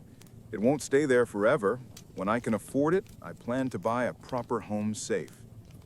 Over the weeks since my first post, I installed security cameras around the house, and thank God I did. For everyone asking whether my son got back together with Sarah, no, they're not together. Jake really is selling his apartment and hasn't spoken to me since that last phone call, the one where he wished me a nice life with my precious daughter because he didn't get what he wanted from me. I met with my lawyer and updated my will. I didn't cut him out entirely, but he lost a large portion of what he would have inherited. After everything that's happened, I can't bring myself to feel sorry for him anymore. My daughter Amber called him a simp, and once I looked up what that meant, I realized how accurate it is. But I don't want to stay angry or sad. Neither emotion does me any good. I'm trying to let go and move forward. Jake clearly chose a life without us. Maybe one day he'll realize how wrong he was, but I can't force him to rethink his choices. I ran into Sarah by accident recently. She spotted me at the mall while I was out with a friend. She started yelling across the crowd, calling me a stingy old miser. I didn't have to defend myself. My friend laughed and called her out as a thief and a greedy woman who only wanted my late wife's ring because she couldn't afford anything like it herself. People around us immediately turned to stare. Sarah flipped us off and stormed away, knocking things over, even a small child who started crying. When she realized she had hurt the kid, she sprinted off like she was escaping a crime scene. Later that day, she showed up at my doorstep, screaming that it was my fault her friends now call her a gold digger and won't speak to her. I told her plainly she is a gold digger.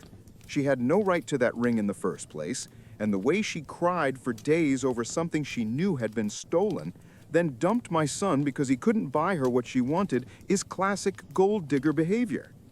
I told her I'd make sure she never sees that ring again. She kept screaming nonsense all the way back to her car. I hoped she'd finally leave us alone, but she didn't. For those who thought drugs were behind her and Jake's behavior, sorry to disappoint, but no. The police reports confirmed she was clean. Whatever's going on with her, it's all her own doing, and apparently Jake's too. Last week, Sarah was arrested for trying to break into my house. The cameras recorded her sneaking into my backyard and trying to hack down my back door with an axe. The alarm went off and she ran, but the front cameras captured her face and her car perfectly. She even dropped the axe with her fingerprints on it.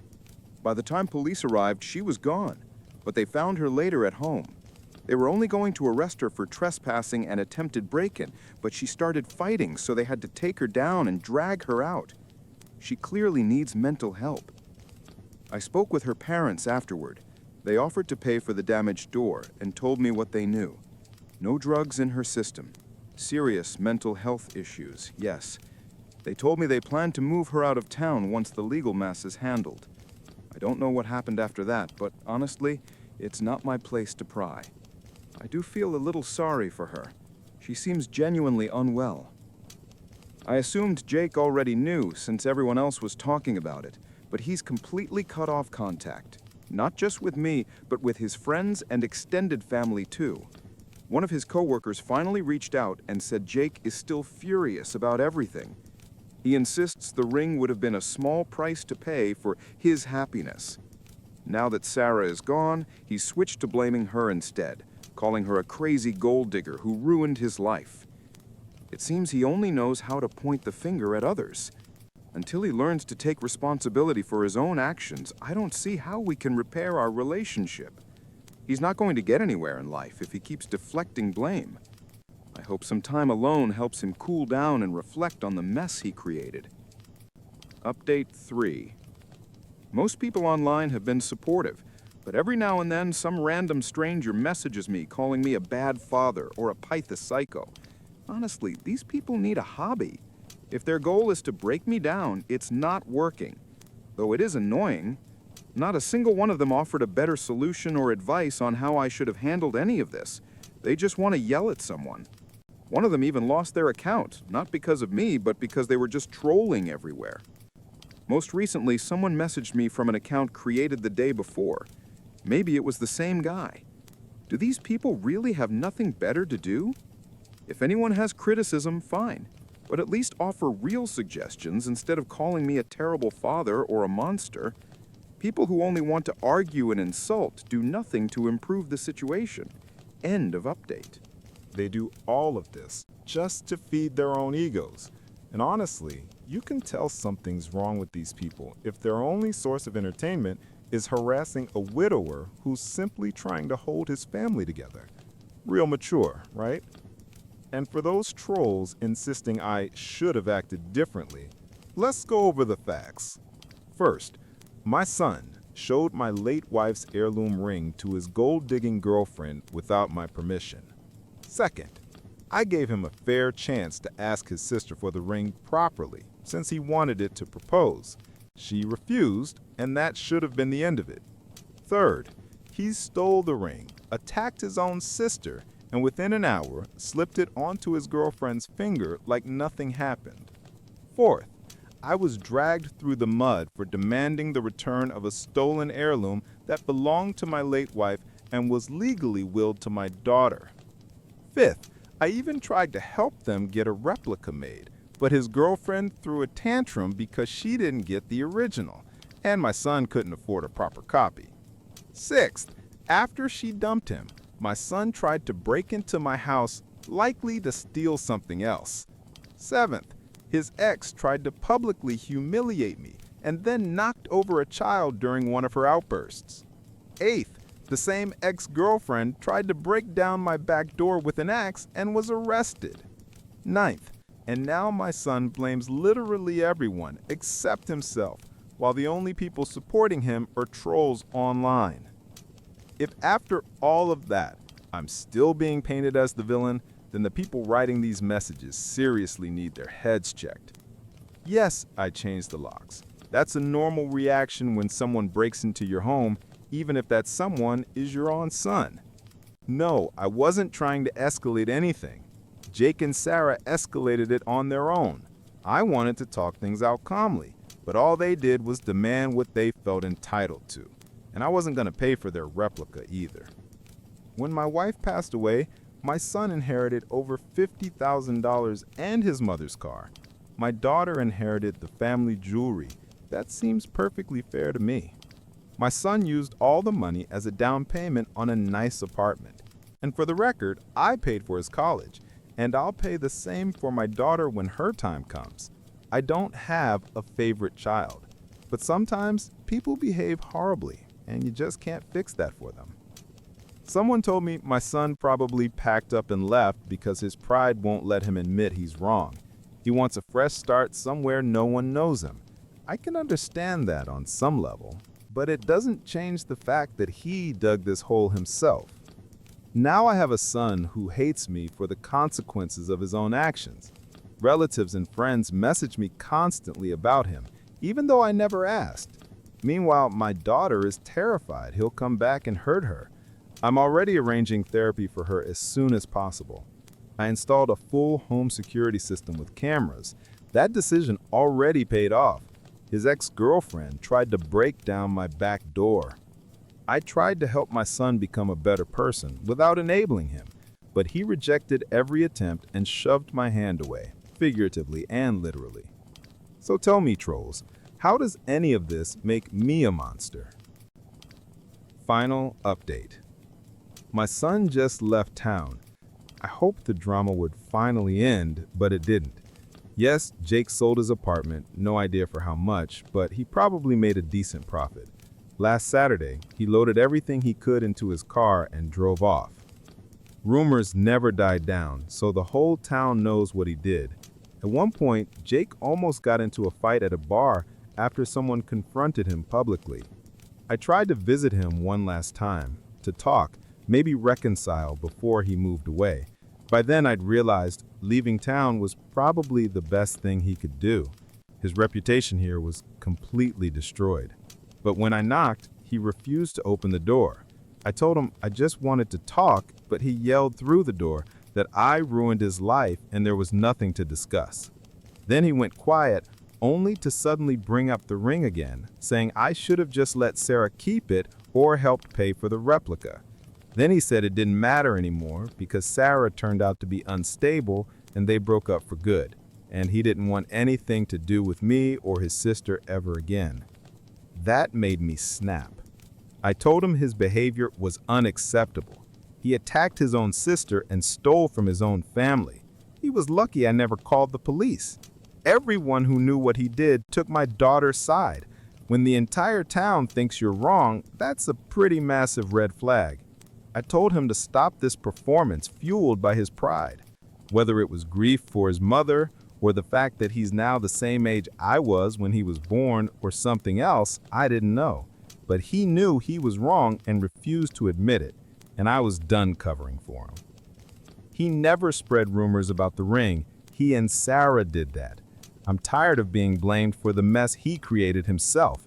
Only narcissists and cowards behave like that. His mother and I raised him better, and he knows she would never have approved of this, but she's not here to tell him. If you steal something that isn't yours, you don't get to blame the owner for wanting it back. He went silent for a few seconds, then yelled, "Screw you, Dad." I heard him crying and breaking things inside. A neighbor at the end of the hallway peeked out and quickly hid again, so that little scene will definitely spread as gossip too. He refused to say anything else, so I left. But as I was exiting the building, a police car pulled up. 2 officers stepped out and asked for my name. When I told them, they said someone reported that I was trying to break into an apartment. I explained that I'd been arguing with my son through the door and never tried to force my way in. I only knocked. I told them the entire story, mentioned the neighbor who saw and heard everything, and reminded them the building had security cameras. One officer went upstairs to talk to the neighbor, the other put me in handcuffs. He was very polite and explained that the handcuffs were just a precaution, since they still didn't know who was telling the truth. I told him I understood he was just doing his job, and he let me sit on a nearby bench. After about 10 or 15 minutes, hard to tell since I couldn't check my watch, the officer who went inside radioed back that the neighbor's story mostly matched mine. Several other neighbors also confirmed hearing our conversation through the door. Then he said he would check the security footage, which took even longer. Since I still couldn't see the time, all I could do was sit and wait. The kind officer turned on the radio on his phone so I wouldn't be completely bored. Eventually, the second officer radioed again and told his partner to take off the handcuffs because the cameras backed me up. The audio wasn't great, but it was clear enough to show that I never tried to break into the apartment. Once I was uncuffed, the two officers talked quietly for a moment. Then they asked if I really was the father whose son had stolen the ring that belonged to his late mother. I admitted it and asked how they knew. They said the story had already been going around the station, and once they heard my version, everything clicked. One officer said he had been on duty the day Sarah was arrested and described how she acted like a wild animal, trying to bite people and screaming threats like, "Do you know who my parents are? I'll have you all ruined." His wording was much harsher than that. I could only stare at the ground in embarrassment. The officers told me to go home and suggested I avoid coming back. I nodded and left. As I walked away, I noticed them going back into the building, probably to talk to Jake. I'm certain he was the one who called the police because later some of his neighbors messaged me online saying the officers had chewed him out for a false report so badly that he nearly cried. They also reminded him about the ring incident and said his behavior was pathetic. Judging by the timeline, Jake must have exaggerated heavily because the police showed up almost immediately after we started talking through the door.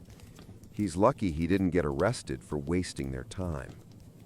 When I got home, my daughter Amber comforted me. She said I did everything I could and that it wasn't my fault Jake turned into a jerk. Still, it hurt. Maybe I've lost my son forever. I took the next day off work, shut myself in my office, played Dragon Warrior on my NES emulator, and ate vanilla ice cream just to calm down. Jake left town over the weekend. Maybe I'll never see him again. But if I do, I hope he realizes I've always cared about him. Yes, he treated me horribly, but I'm still his father. If he knocked on my door tomorrow wanting to talk, I'd let him in. I just hope it won't take 10 or 12 years for that day to come. Some people asked how big our town is if rumors spread so fast. It's not tiny, more like slightly below average in size.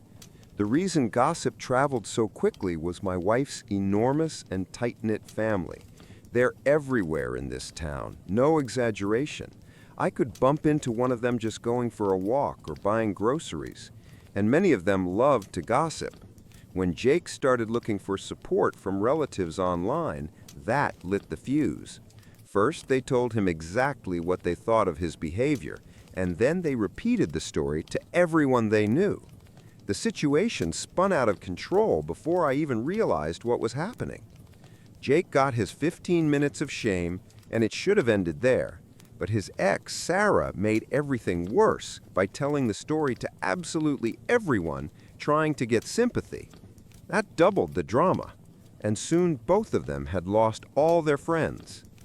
People I had never met started messaging me, even though I never shared my contact information anywhere. No idea how they found me, but at this point it doesn't matter. Now that Jake has left town, things are finally calming down. Within the first week or two, I managed to convince most relatives to delete their posts about Jake, but the damage was already done. I begged people to stop spreading the story. I didn't want attention. I just wanted life to go back to normal. but everything Jake and Sarah did only made the mess bigger. Some also asked about the guy who recognized Jake in the bar and confronted him. From what I heard, he was a neighbor of one of Jake's ex-friends, so it's no surprise he knew what Jake looked like. And yes, even at my age, I still love old video games. It's my little way to relax. My kids never cared for them, and my wife didn't like them either, so it's always been my personal hobby. I don't play often. Maybe once or twice a year, I speed run Dragon Warrior using cheats, because I've never been a great gamer and probably never will be. I was mistaken for a Disneyland employee, and someone actually tried to fire me. This happened almost 3 years ago. I had the chance to attend the soft opening of Shanghai Disneyland a couple of weeks before its official launch. I went with a youth group from my church. It was a great day. The park wasn't crowded, and we rode most of the main attractions with only 20-30 minutes of waiting. By the end of the day, everyone was exhausted from walking, so we decided to stop by the only gift shop that was open. It was in Tomorrowland, and since it was a trial run for friends and family of the staff, the shop only had sample items, one of each product that would later appear in the regular stores. Every sample had a tag with the product number, name, and price. Signs everywhere instructed guests to write the item numbers, quantities, and sizes on the provided sheets and give them to an actual employee who would fetch the real merchandise from the back. For context, I attended an international English-speaking private school in Shanghai, so my English was much stronger than most local kids. While wandering through the store, I noticed a girl I knew from inter-school sports events. She was with a woman I assumed was her mom. They were digging through a bin of plush toys, so I helped them find the one they wanted. Halfway through, I sensed someone standing behind me. I ignored it, thinking it was a family member of theirs, and wrote down the number for the Mickey plush they wanted. They walked off happy, and I continued browsing the pile. Maybe something would catch my eye, too. When I finally straightened up to go find my group, I was met with the fakest, most strained smile I had ever seen. The woman who'd been hovering behind me was suddenly inches from my face, so close I could feel her hot, sour breath on my collarbone. It was weird, but I was tired and assumed she was just awkwardly trying to look friendly. I muttered a quick sorry and stepped aside. That's when she shouted, "Hey, you!" And then I felt it. Her sweaty, sticky fingers with long acrylic nails clamping around my arm. I turned around slowly and was immediately slapped in the face by a t-shirt she shoved toward me. "You need these shirts in a size L, and your selection is terrible. There's barely anything here." "What?" was all I managed before she snapped again. "Just check in the back. I know you have more." I looked around. Her two kids were standing behind her with their arms full of sample toys. She had 3 shirts draped over her arms. Several shoppers, maybe a dozen, had stopped what they were doing to stare. "You're not supposed to touch these. They're samples. The signs literally say not to." "You don't get to tell me what I can and can't buy. Who's in charge here? Get your manager. Clearly, you're not trained." "I don't work here. I was just helping a friend." "So you only work for customers who are your friends?" I blinked. "What?" Right then, one of the guys from my church group called out to me in Chinese, asking if I was done. I decided it wasn't worth the energy and headed toward him. Behind me, she shrieked, "Stop!" And then louder, "You're supposed to help me, not them. You speak English. You should be helping an American customer, not one of your Chinese people. And I can't even find the sizes I want." 2 things enraged me instantly. First, the way she said, "your Chinese people," like she was complaining to her PTA friends about someone else's child being better than hers. Second, she completely ignored everything I said and contradicted herself, calling me untrained because I didn't work there, then insisting I was literally trained to serve her specifically. Without turning around, I snapped, "I don't work here, and you're acting like a..." Then I faced her and added, "And none of this is my problem." I heard a dramatic gasp like something out of a sitcom and saw her lunge toward me. For a moment, I genuinely worried her 90 kilos were about to crush my scrawny 60 kilos. She swung the t-shirt on its hanger at me like a weapon. Instinct kicked in. I lifted my hands and awkwardly caught it mid-swing, shoved her arm away, and bolted straight for the exit. At that moment, I was shaking with fear and confusion. No one, aside from my own mother during my bratty toddler years, had ever tried to hit me like that. I found my friends near the keychain display and tried to blend into the crowd while quickly telling them about the lunatic who just tried to attack me. After I failed to convince everyone to leave immediately, they handed their purchase sheets to a real store employee. And that's when I heard it. A shrill, drawn-out scream delivered in the tone people use when they talk to someone they think is mentally impaired. "Your worker assaulted me." Every word was punctuated with wild hand flailing. I saw the poor manager, already looking like he was one complaint away from a meltdown after a full day of angry Disney fans shouting in languages he barely understood. At that exact moment, I got one more insult hurled at me from the woman for running away, and something inside me snapped. I decided I wasn't letting her intimidate me again.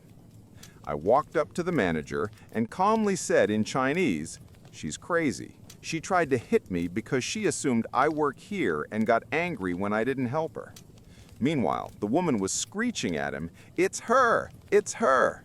The manager almost completely ignored her. I was the only one speaking a language he understood. He said he would call security, but there wasn't any staff available right then. She kept screaming that he was discriminating against her because he wasn't speaking to her while I was discussing with him what to do. Then she completely lost it. She grabbed the manager by the arms and started shaking him, demanding that he fire me. The manager shoved her off, pointed a finger in her face, and said, in his broken English, "No touch." She froze, stunned, stumbled back a few steps, and then dramatically collapsed onto the floor. Then came the theatrics. She flailed her arms and wailed like a toddler mid-tantrum. Shoppers from all over the store, including the girl I helped earlier, my entire church group, and several employees gathered around to watch her roll and scream on the ground. She paused occasionally to check whether people were still watching, then immediately went back to shrieking. Locals pulled out their phones the moment they realized a hysterical foreign woman was causing a spectacle in Disneyland. When she noticed that nobody pitied her, that people were only filming her meltdown, she snapped again. "I have never been so humiliated. 6 years in China. You people are awful." She jabbed her sausage-like finger at me. 6 years, and this is what I get? 6 years in China, and she still hadn't learned a single word of Chinese. How did she even function? I muttered the only thing my brain could come up with, "Yeah, go to hell." But of course, she wasn't done. "No, you go to hell. You're a rude brat. My husband will have you fired. You ruined my boy's day." "Sure, I don't even work here. I don't owe you anything." She was still sitting on the floor when I turned around, walked back to my group, and said in Chinese, "Let's go." We left and headed to the Cheesecake Factory, where I told the rest of the story. Our group leader scolded me for being rude, but admitted she was even a bigger... Edit, for clarity. My entire group, including me, was wearing white Mickey Mouse t-shirts from Uniqlo. Yes, technically Disney-themed, but nothing like a uniform. All actual employees were wearing Mickey ears, sailor hats, and name tags. A lot of people assume she was just a rude tourist, but she was definitely an expat. Probably a wealthy one, too. The opening was only accessible to people with ties to Disney, sponsors, or the companies that designed or built the park. Someone in our church group was an architect who designed most of the restaurants, and that's how we got in. The girl I helped earlier? Her dad was a high-ranking executive at a car company sponsoring one of the attractions. So that woman, or her husband, must have had personal or business connections too.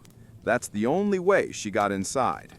My friend had been using me for years, relying on me to bail him out, and his lies eventually collapsed at the worst possible moment for him.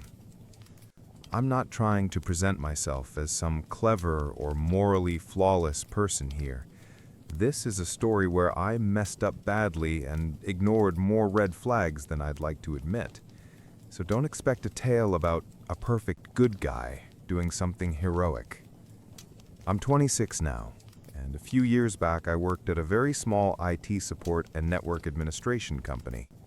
And when I say small, I mean tiny. At one point, it was just me, my boss, and his sister handling the bookkeeping. Our biggest contract was maintaining the entire tech infrastructure for a local charter school. The job was so large that we basically moved our office into a modular building on the school grounds. Eventually, the business grew enough to hire 2 more employees, and one of them became the central character of this whole mess. Everyone called him AJ, so I'll stick to that. We were all pretty close because in a company that small, you don't really have a choice. We even played Dungeons and Dragons every week. AJ and I got along especially well. He texted me outside of work, and eventually we considered each other friends. AJ had plenty of issues even back then. My boss often scolded him for acting weird around some of the teachers, and for a while he even dated one of them, which caused a lot of awkward situations. Honestly, he went through girlfriends like socks. I knew of at least 6 women he dated in that time, and none of those relationships lasted more than 2 months. A full-on carousel. I didn't treat it as my business back then. I was in a long-distance relationship and didn't pay attention to his patterns.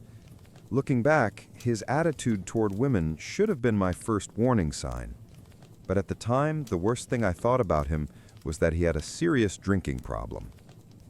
Around that time, he started asking me for money. My own financial situation was shaky. I could only work limited hours because of a disability, and I barely managed to cover rent.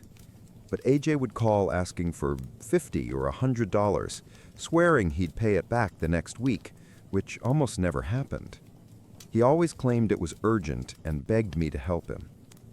I'm not opposed to helping a friend in trouble, but he asked so often that it started putting me in danger of missing rent.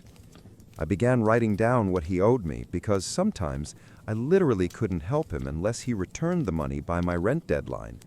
And of course, he kept promising he would, and didn't. Eventually, his debt to me hit about $2,000.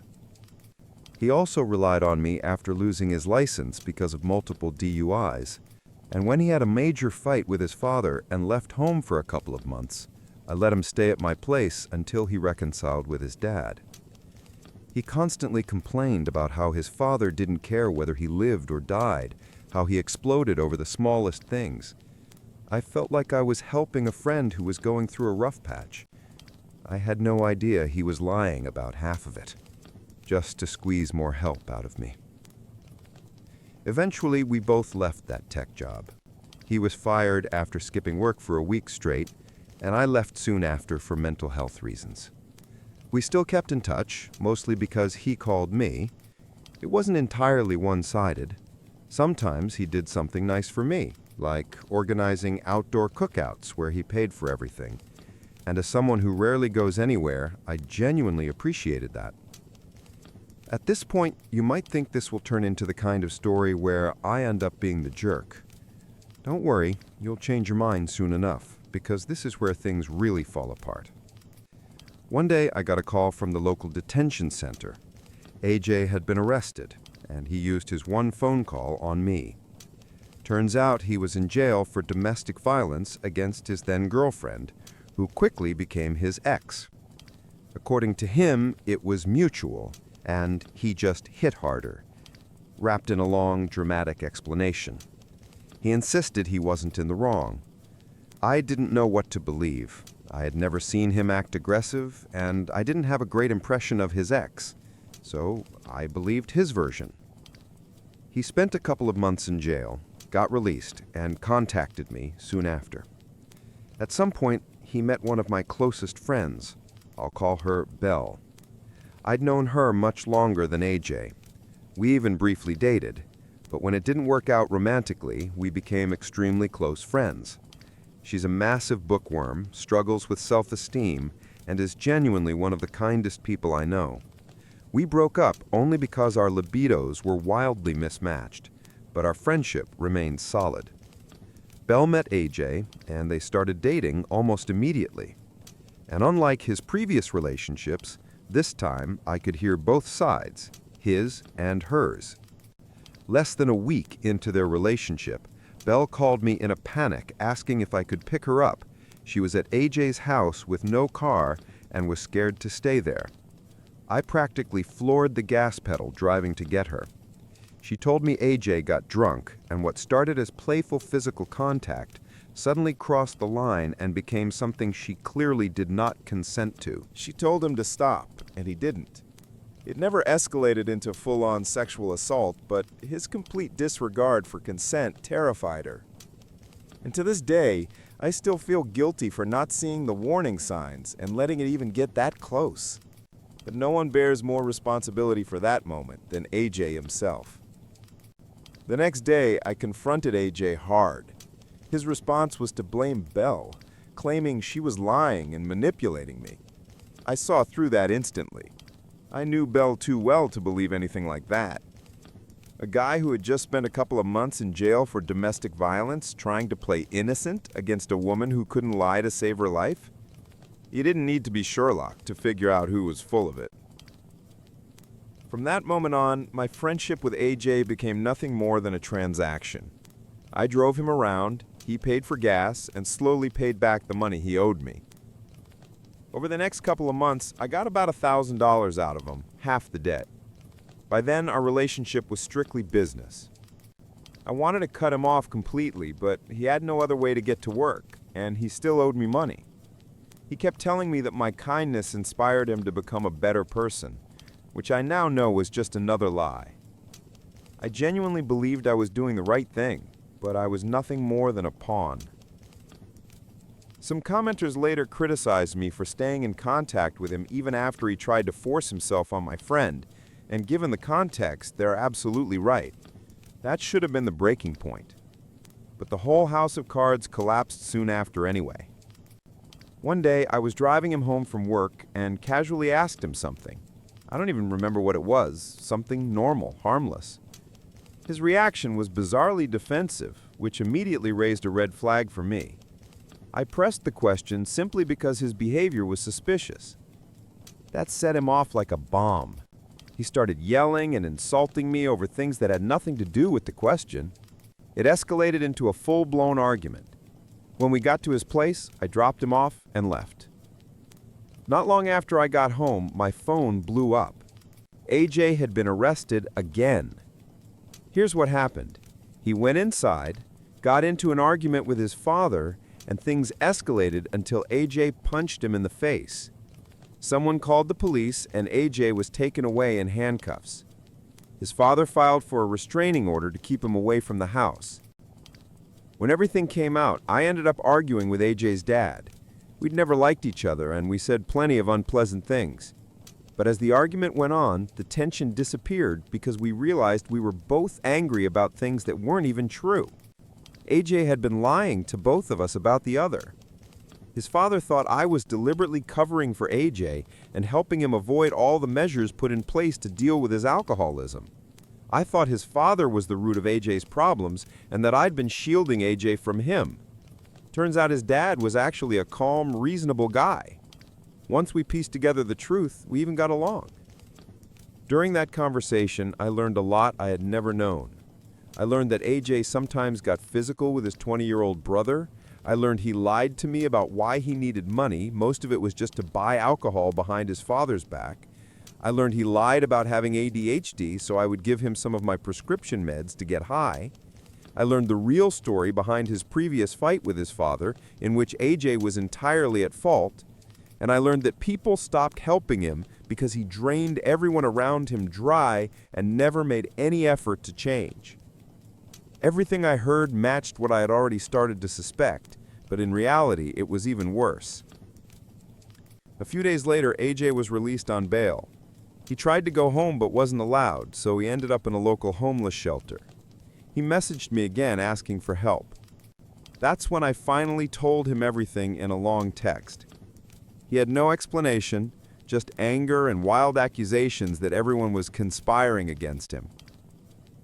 If I summarize my final message to him, it was basically, I'm done pulling you out of the mess you created. You lied to me and used me. Maybe facing the real consequences of your actions will teach you something, or maybe it won't. Either way, it's not my problem anymore. Don't ever contact me again, not even to pay back the rest of the money. His last response was a string of curses.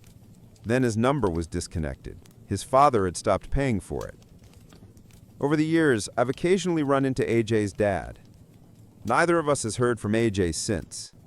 I work delivery for DoorDash now, and he works at a local pizza chain, so sometimes our jobs overlap. The last I heard, AJ is living on the streets in a big city not far from here. I honestly hope he's learning one crucial lesson. Don't mistreat the people who are trying to help you. Eventually they stop.